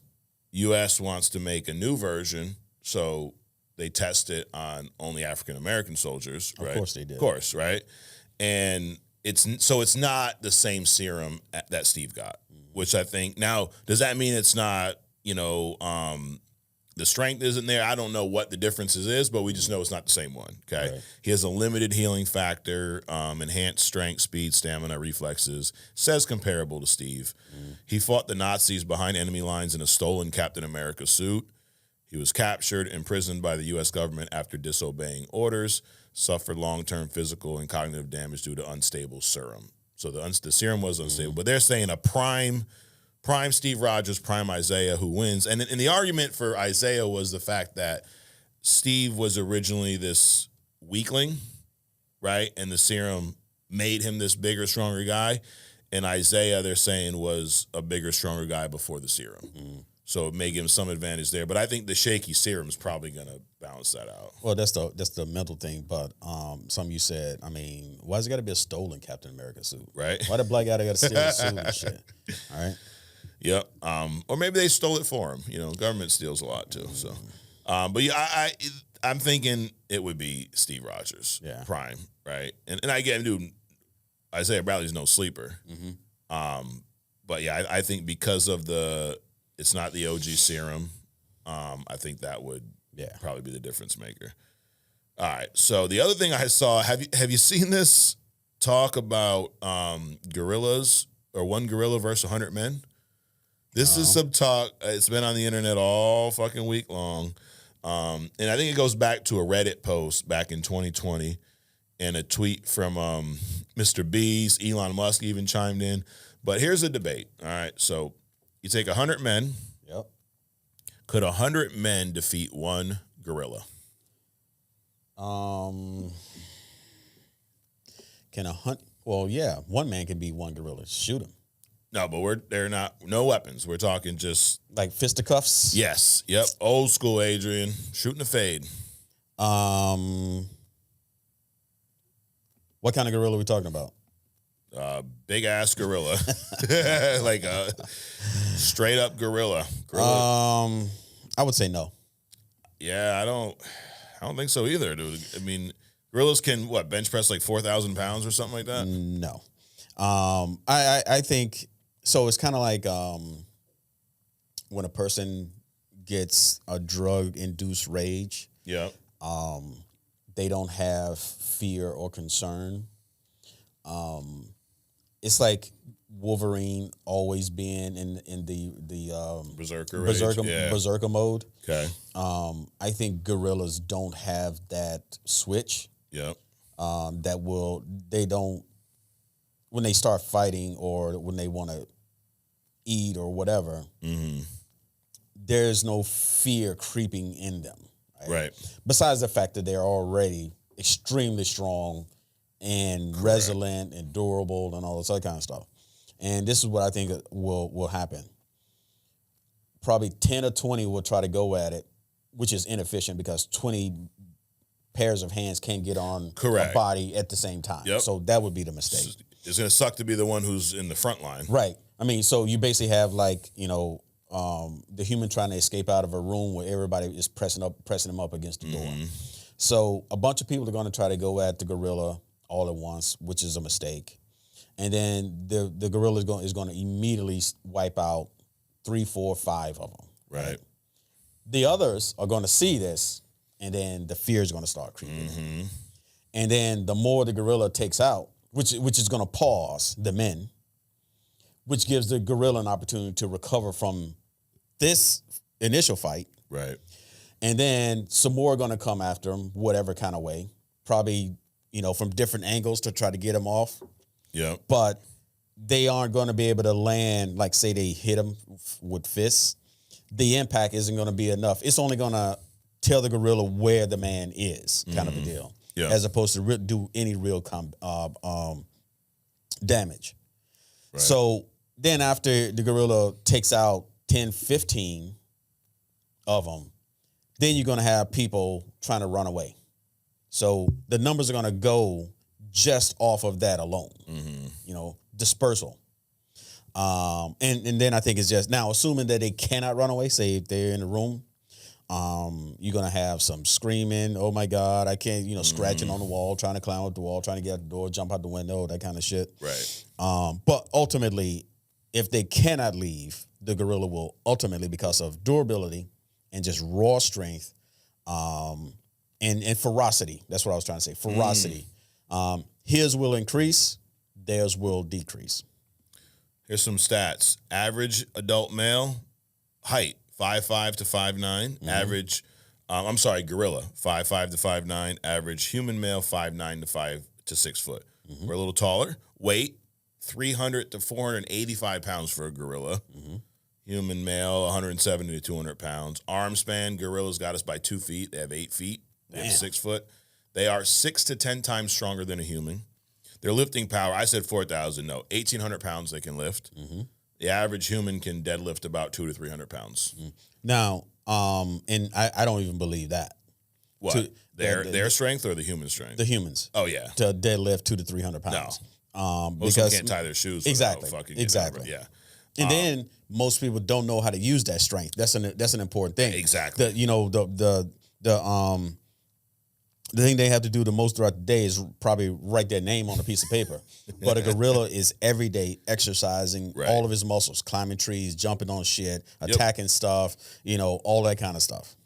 Their bite force measured at 1,300 PSI. I don't know what that means, but our bite force is 160 PSI. Okay, well, that's what so that it's means. a lot fucking stronger, okay? Right. They can bite through your arm. Right, because they're bamboo, they're biting through that, because they're herbivores. Yeah. So the things that they're not just eating like grass, they're biting through like high end stuff to get to what they need. Right. Because there might be something inside of the plant, like a bamboo shoot or something, in order to get to that. Or they can be biting through bamboo just to clean their teeth. Who knows? Right. But obviously they need 1,300 pounds of force in order to eat and protect themselves. And they know how to use that shit. Correct. They're faster than us. Their top speed, 20 to 25 miles per hour. Ours is about 15. Again, this is like most adult men are probably about 5 miles an hour as your top speed before you have a fucking asthma attack. Right.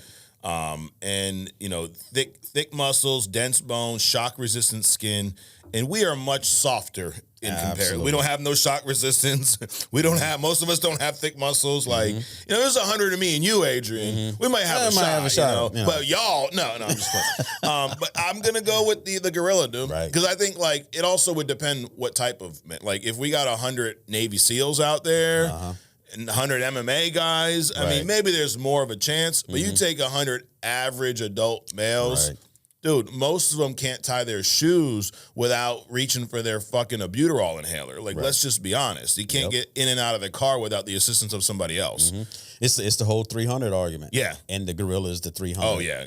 Dude, we're talking limbs would be ripped out. Like how Sentry ripped out Bucky's arm. Right. Dude, the first guy in line, that's happening to him. And then he takes that guy's arm and beats you with it.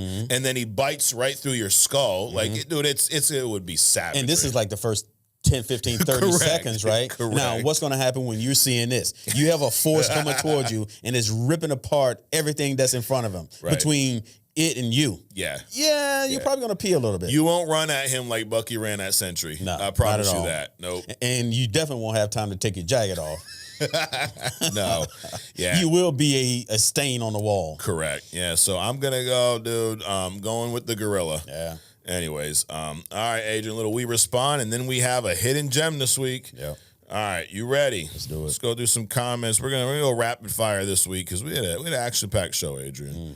All right, let's see what we got. We're gonna look at our interns. So shout out to all the interns out there. All right, DJ Super Soldier, fire episode as ever. Yes, agree. Godfather 1 over Godfather 2. Did you guys see the latest rumor that the Batman 2 might get binned? So I guess bin means canceled. Yeah, canned. Yes, unfortunately, I saw that, and I didn't want to fucking talk about it, DJ Super Soldier. Jesus. But yeah, it's a rumor, so what are you going to do? I never believed anything more than when Adrian says, I don't give a shit. Yes. We don't bullshit you, bro. One thing about us, we shoot you straight, okay? OG Dirte, Adrian not seeing E.T. is the same as you not seeing Gladiator. Okay. All right. Today I'm going to see the Thunderbolts. We'll go fucking see it. Right. So I'll let you know what I think. Sinners last week was a great movie. How come we can't get a Blade movie? Anyways, that's like a vampire type movie. I got to see that one. Yeah. Did you guys see Chris Claremont leak the whole? Yes, we definitely talked about your boy yapping.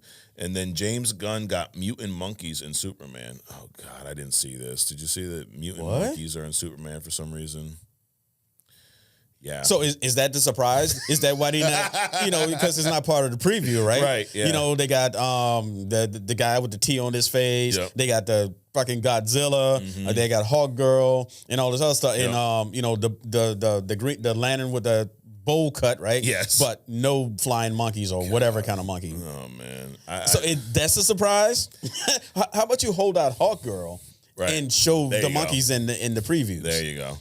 More I hear about this movie, dude, the more nervous I am, honestly. And then he talked about Jeremy Renner's pay cut. Dude, it's like he was preparing for the show with us, OG. He says, mark my words, Disney is fumbling the bag with Marvel. OG, I don't agree. I don't agree. I think that I don't like that they did that, but it's like Hawkeye's such a ancillary character. It ain't, if he's not back, it ain't gonna matter. Yeah, it's not. Unfortunately. Let's see. Dadbod 365. The only exposure I had to Secret Wars and the Beyonder was through the 90s Spider-Man cartoon.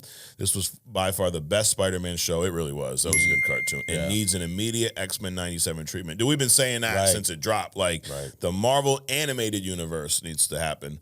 I mean, what actually happens to DC if Marvel then starts making animated shows like they make animated shows? Because I mean, they're there right now. Right. Well, because they're even the animated shows are kind of like, kind of falling off. Yeah. I mean, the Batman Kid Crusader was not that good. It was okay. Creature Commandos was good. Yeah. He said in that one, Beyonder made Doom think he stole his powers, if I remember correctly. I don't remember that episode. Jay Shot at Thunderbolts was really good. I thought they nailed Sentry as far as power set, and he was such a likable character. Yep. Yeah, I agree. I'm really liking where we're heading with the MCU, and I think Fantastic Four is going to cook. They are going to fucking cook, dude. Well, especially compared to Superman. I'm thinking. Damn. Victor Valdez, I saw Thunderbolts last night and can't wait to hear it. Well, we just talked all about it. He said he enjoyed it. To Sentry dog shitting on them. It was beautiful. Yes. I really like how it somewhat stuck to Sentry's origin but tweaked it. That's a good point. Because his true origin, he stumbles into a lab somewhere, drinks some shit, and gets the power. Right. I think they improved on it with this. They can't show the whole world that he was a meth head, breaking into people, stealing stuff. So, he was on a journey. Yep. And he saw a leaflet on the ground that said, hey, we can improve you. And he went in that direction. But at least they didn't cover up, what he truly was. Correct. Yeah, they kept it true enough. Yeah. And I think they changed it so that it makes sense to have him in this story. Yeah. So Victor says he gives it 8.5 out of 10. As you know, it maybe can change. Who fucking knows? Yeah, that's fair, though. But the one thing we did mention in the review of Thunderbolts is that he was only in that room because he got threw away like all the other trash and shit. Yeah. They were basically in a They thought he was dumpster. dead. Right. Yeah. Yep. They thought he was dead. Because all the other ones didn't survive. Right. Of course, the meth head survives. Of course. All that it built up immunity. Yo, seriously. Dadbot also says, I think I'm going to get bitched at for this. So Godfather 1, number 1. Godfather 3, number 2, and Godfather Part 2, number 3. Yeah, no. Dude, I know we say you can have your own opinion, but that one's fucked up. He says, Part 2 has this moment, but I find it boring overall. I would agree that Part 2 is a little long-winded, with the whole backstory of... But it's necessary, though. Right. I was going to say it's a Daredevil setup. Exactly. He says he likes Part 3 because of Andy Garcia. You give me the word, I'll make him dead. I did like his character a little bit. And you have the classic, just when I thought I was out, they pulled me back in. Yeah. My boy Pacino. Yeah. I don't even know his fucking name. Myself one. All right, John Bonvon. Here's a list of Lantern Corps. Oh, it's black. He's really trying to sell us on his Blackest Night comic. But it has all of the lanterns in it. And Larfleeze is the orange one in my favorite. You know anything about the orange lantern? Yeah, they're a color. They have something. Yeah. I like Orange Julius at the mall. Yeah, it's a shame we don't have one at our mall anymore. Right. We don't have a mall anymore. That's true. All right, bro man says, and bro, y'all boys are about the bread and paper, but goddamn, the ad breaks is killing you, boy. I had to take my glove off 100 times. What you got the glove on for, bro? What you doing? Some MJ dancing or something? And he also, here's a real comment from bro man. What's up, Mike and Adrian? Another firepower episode? Yes. Mike, nah, bro. E.T. is on some kid shit, but Gladiator's on some man shit. So Adrian not seeing E.T. is just as forgivable. You know what, bro man? Nope. Anyways, but not seeing Gladiator is an alpha male criminal, my boy. Okay. I like that. Yeah, he's on your side, dude. I'm literally trying to think of a movie that's famous that I haven't seen. There aren't any more movies you haven't seen. So dude, I got plenty that I haven't seen. Yeah. All right. Eat Beef Yummy says Rune King Thor. We're talking about that yes, top. Yes, that is yes. That matter of fact, you were telling me about him when we first started this show. That'd be a good hidden gem. Dude. Yeah. Look at that. Captain Canada. Like somebody said, I probably need to get a list of my own hidden gems. I know, right? Because I think I did hit Ruin King Thor. You know what? You might be right. We're going to work on it. We're going to work on a list of hidden gems. All right, sup, fellas? This is Captain Canada. Went to see Revenge of the Sith 20th anniversary, and it didn't disappoint. Come on. Just as good 20 years later. That's not saying much. As it now, it's made around $900 million. Oh, yeah, they're going to re-release it to get it to $1 billion again at some point. It'll be the 21st anniversary next year. But you know what? May the fourth be with you, Captain Canada. He's looking forward to the Thunderbolts. Yeah, dude, it's fucking great. Mike, you need to go back and finish Last of Us Part 2. I know you don't like Abby, but you need to give it a second chance. Really a great game. And I'm sure they're going to justify Abby's actions and sell us on why she's also a hero and blah, blah, blah, blah, blah. Anyways, the show's getting better and better. Yes, I do agree. And some scenes they didn't copy from the game. I think it would have been too predictable. And also, all you guys that were upset, you got your fucking Ellie, Dina scene when they're in the tent together. Like, just calm down. It doesn't have to happen exactly in the same order. Well, I mean, I'm sure that's not the scene that they wanted to have because nothing happened. No, but that's what it was. There was some little emotional, some little flirt. I don't fucking know. Whatever. Who cares? Regarding us interns, will you ever get interns to be a guest on the show? That would be dope. So I thought about this, Captain Canada. I think what I would start with is I'd love to go live, like with some of y'all where we can interact. Like that would be cool. Like I think you can do it on TikTok. I don't know if you can do it on YouTube, but all of y'all watching, let me know what you think, because it'd have to be at a point where everybody's available, right? Sure. So drop some suggestions. I'm thinking we just, once a week I could go live and just bullshit, Yeah. So anyways, let us know. Rick the Don 08. We have so many interns now, dude. I'm a new intern. Well, welcome to the internship. We really expect you to get to work pretty soon, Been in the comics and movies for a while. You don't have to read all this, but you're going to get some good takes from me. Okay. A good matchup is Groot versus the green swampy DC. Oh, probably Swamp Thing. I think Swamp Thing would wreck Groot. But I'm a 04 kid, so you can skip around that. Doom as a better story because you can do Doom in more realistic, like Doom in politics, running countries versus Thanos.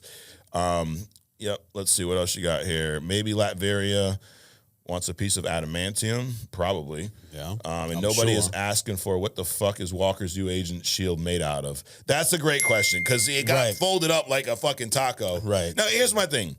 14 months later, why is the shield still folded up? Why does it still have the same shitty shield?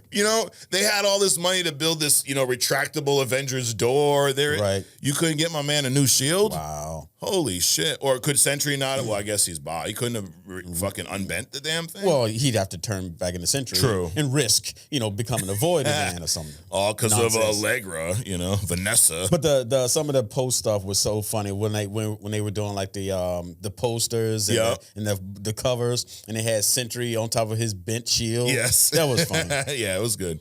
Brandon Jones, it'd be super cool if they had Thor become a herald of Galactus and he just went off into space. Oh, for a send-off. Because at some point in the comics, everyone's a herald for Galactus. Sure. I'm pretty sure you and I were at one point, maybe. Yep, absolutely. So I really hope they don't kill him. Hopefully just replace his character with Beta Ray Bill. I'd be down with that. Yeah. Let's see. And then Sons of Sekhmet says Beta Ray Bill for the win. He's a big Beta Ray Bill fan. Dad bod's all over this. You guys make driving in traffic a lot less a pain in the ass. Big thing, yes. Speaking of a character that doesn't need an origin story, Michael Myers went from sort of a demon-possessed man in the original to some psycho child in the Rob Zombie remake. That shit was fucking garbage. Yeah, it was. You ever seen that one? The Rob Zombie, Michael Myers remake? No. No, you don't want to. So watch E.T. instead, actually. All right, gotcha. Sons of Sekhmet, the alternate leader looked way more comic accurate than that balls hit the lettuce head the guy used. We gotta put that on his shirt, dude. And he said, I think the last episode had the most buzzer action. It did. We had a lot of bells. It was a more positive week here, You just never know. You just switch it up. All right, so I think that is all we're gonna read there. Only the interns this week, just for sake of time, Let's see. What do we got next, Adrian? We have a hidden gem. I see you got some notes there. Yeah. Who is the hidden gem this week? Actually, it's a couple of guys or a couple of characters. Oh, shit. And also in the interest of time, it's kind of short. But so this was a suggestion from last week. So they were both short, so I'm running both of them. Okay. The first one is Archon. Now, there's Archons and then there's Archon. The Archons were a race of constructs. They're like the Eternals, all right? That was created, but they look more like a combination of maybe Darkseid and Doom from Superman, right? big hulking, menacing kind of thing, constructs. But they were constructs created by, the peeping toms of the universe, the Watchers. Oh, so it's Marvel. Yep. To guard the dark entity known as the Abyss. And the Abyss is this dark entity that was, lying in slumber on some side of reality, known as the vanishing point. And if he came about, he would wreak all his havoc. So the Watchers created the Archons to watch him. But almost all of the Archons were destroyed while fighting the Dark Children and some Martians to prevent the early return of the Abyss. So only Archon remained out of that, which is a single one, right? And so he was, running around. So he was first appeared to Steve Rogers and the Beast on Mars, speaking of Martians, as they were investigating the disappearance of Nova, not the Fantastic Four Nova, but like the Nova Corps Nova. He wanted to know the location of the Martian serpent crown, which had overwhelmed Nova and taken him as like a kind of a host.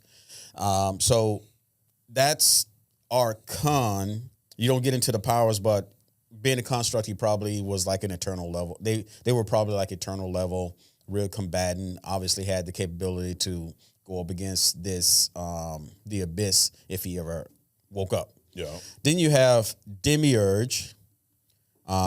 Is a sentinel life force. It's kind of like the whole Earth concept. So Demiurge is the sentinel life force of Earth's biosphere. In its energies, given that gave birth to the elder gods, right? And then, but the thing about it is that the elder gods, most of them went basically batshit and became like demons. Okay. And then to stop them, Gaia, who was only one of two people that survived from the elder gods, right, combated these demons by apparently meditating. So she and Gaia and Demiurge made it, and they created these new gods and stuff. But my point with these two, the reason I put them together, because there's like a theme with them, is that, and we was talking about this a while ago, where you go back and you look at things that created things. We were talking about the image of God. Yep. God created man in his image, not necessarily how he looked, but the ability to create. And obviously, even in comics, these fictional characters, there are things that create things, right? So you had the Watchers create the Archons for a job so they can go off, look at more people's windows. You had the Owens, a little bald head blue man, create the Lantern Corps, right? So you have these things at a cosmic level that's creating these things, but it just makes humans look so small in the grand scale of things. Right. But it also, if you're, thinking about how things work, how much there is out there. So you got a race of people that created a race of things to watch something else that nobody has ever seen over eons or millennia. And I think that's pretty cool that we can just sit back and create these characters. But nothing real special about them other than the fact that they apparently at this God level, what we would consider a God. And to think about, if we get into like conspiracy theories, which we'll do later, how there was a tribe somewhere here, like in the 60s or whatever.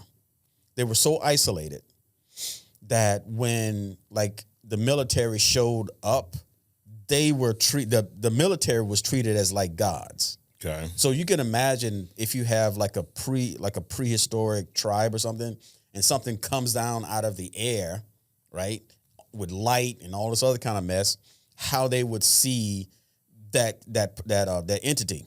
Now think about that entity was created by another entity that was created by another entity, which was created by another entity.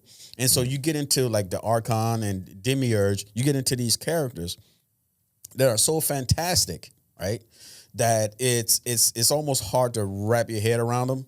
And it doesn't even make any sense to go into their power sets or what they can do, but they can create other shit, basically. Okay. So I thought this was interesting. Not a lot to them, not a lot around them. They don't appear with Spider-Man or anything like that, but just another set of entities that are out there. But it also, if you look at it right from a conspiracy theory point of view, it's like just how much stuff is out there.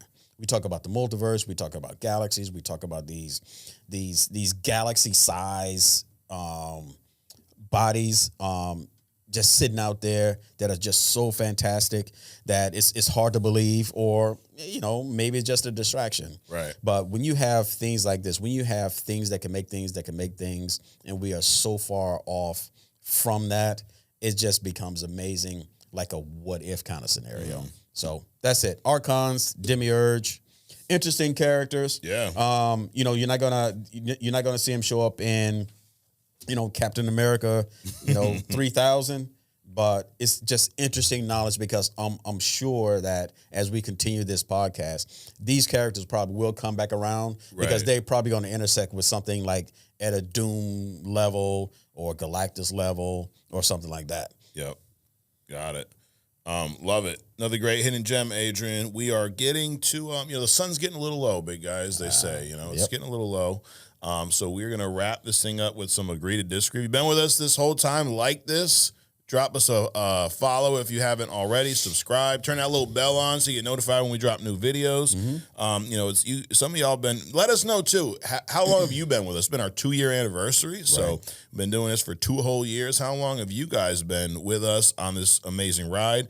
And we ain't slowing down. So, I got called a lefty online the other day, which as a diss. First of all, any of you who watch the show, my political style, I'm about right in the middle. I don't get into either side because they're both ridiculous. But I got called a lefty because I was being a hypocrite, allegedly, because I didn't like the movie Dune. So this dude's like, you call people haters, and then you go, Adrian, have you ever heard me say this exact phrase here on Only Comics? My hypocrisy knows no bounds. Yes. Yes. Several instances of me using this phrase. So basically what that equates to is I don't give a fuck. We're all hypocrites, right? In some way, shape, or form. Right. Some more than others. But I think that I do know that Dune is a cure for insomnia, because every time I fucking put the thing on, I crash out, dude. I fall asleep. So there's that. Anyways, so what you shouldn't do, this is some advice to y'all. Whatever, political party you align with, don't make that your personality, please. Yeah.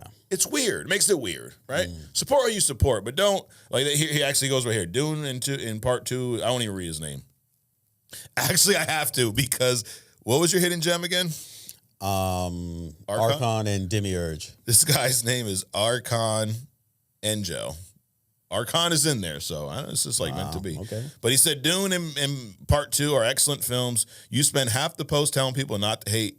Just don't watch it, then you hate on a film. Typical lefty. What an idiot. But just don't make it weird. Can we just have a rule here?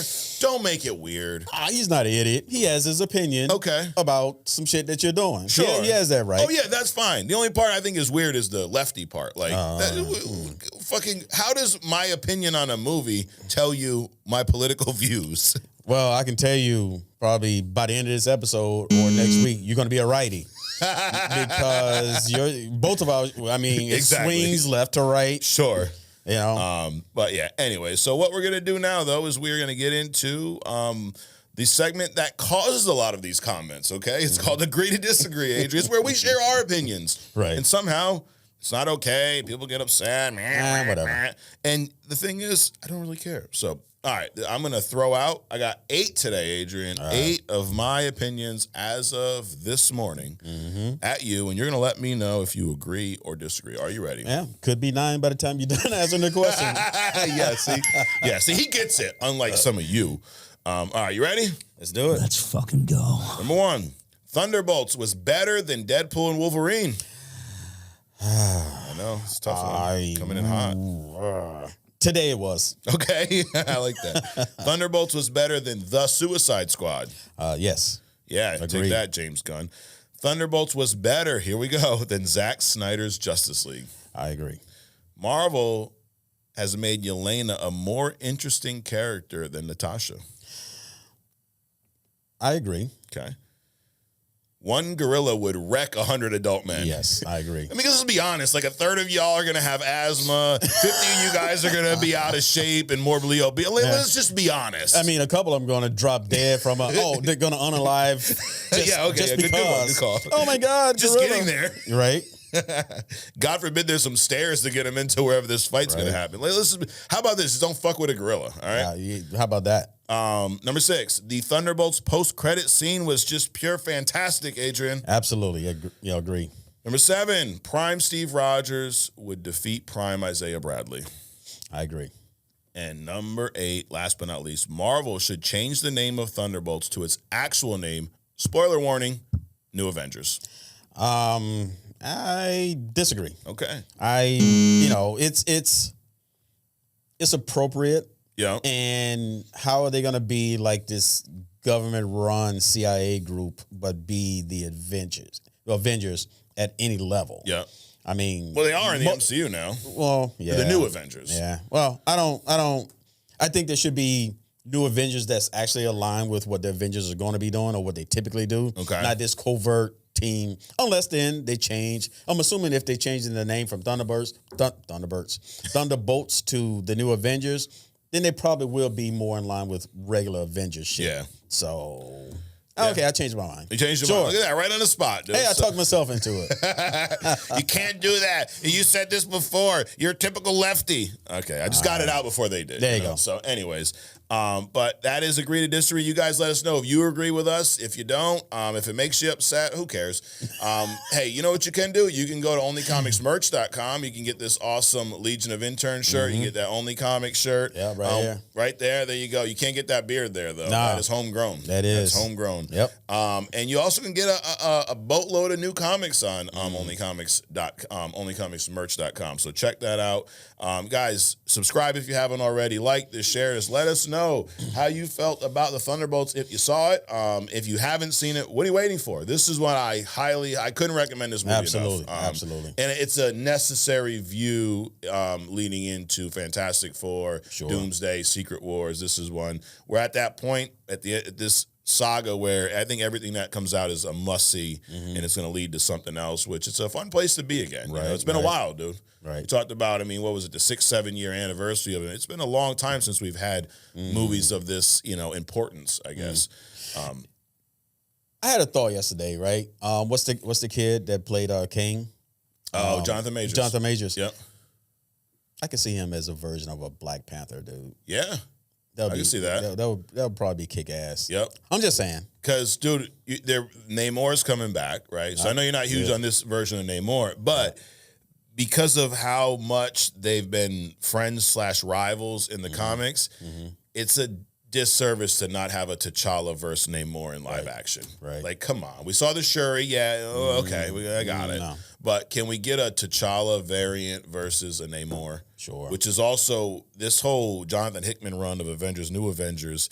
You see a lot of that in there. Wakandans versus the Atlanteans, as they call them. Yes. So that's I hope we get to pull a T'Challa from another universe and just fix the fuck up. Shit. Exactly. You make a mess, clean it up. God damn it. Anyway, so appreciate y'all being with us for the ride. Absolutely. Adrian, congrats on the 2 years. We made Same it. to you, man. We made it longer than a lot of, celebrity marriages, all kinds of things. There's that. So it's impressive. We're here for the long haul, as they say. We appreciate you guys being with us. Subscribe, share this, and you know where to find us every week right here on Only Comics. And hey, we'll be back on Wednesday for all you interns out there for other stuff. We got some fun stuff planned. I've been digging into some Rockefeller. This fella? Oh, shit. J.D. Rockefeller. Yeah. We got some Atlantis stuff. And I don't know if you're going creepy. You had some Supernatural teaser last week. So I guess it remains to be seen. Find out Wednesday on other stuff. You can join the subscription, the membership right here in the description. Adrian, thanks for coming out. Absolutely, man. And we'll see you next week right here on Only Comics. Peace.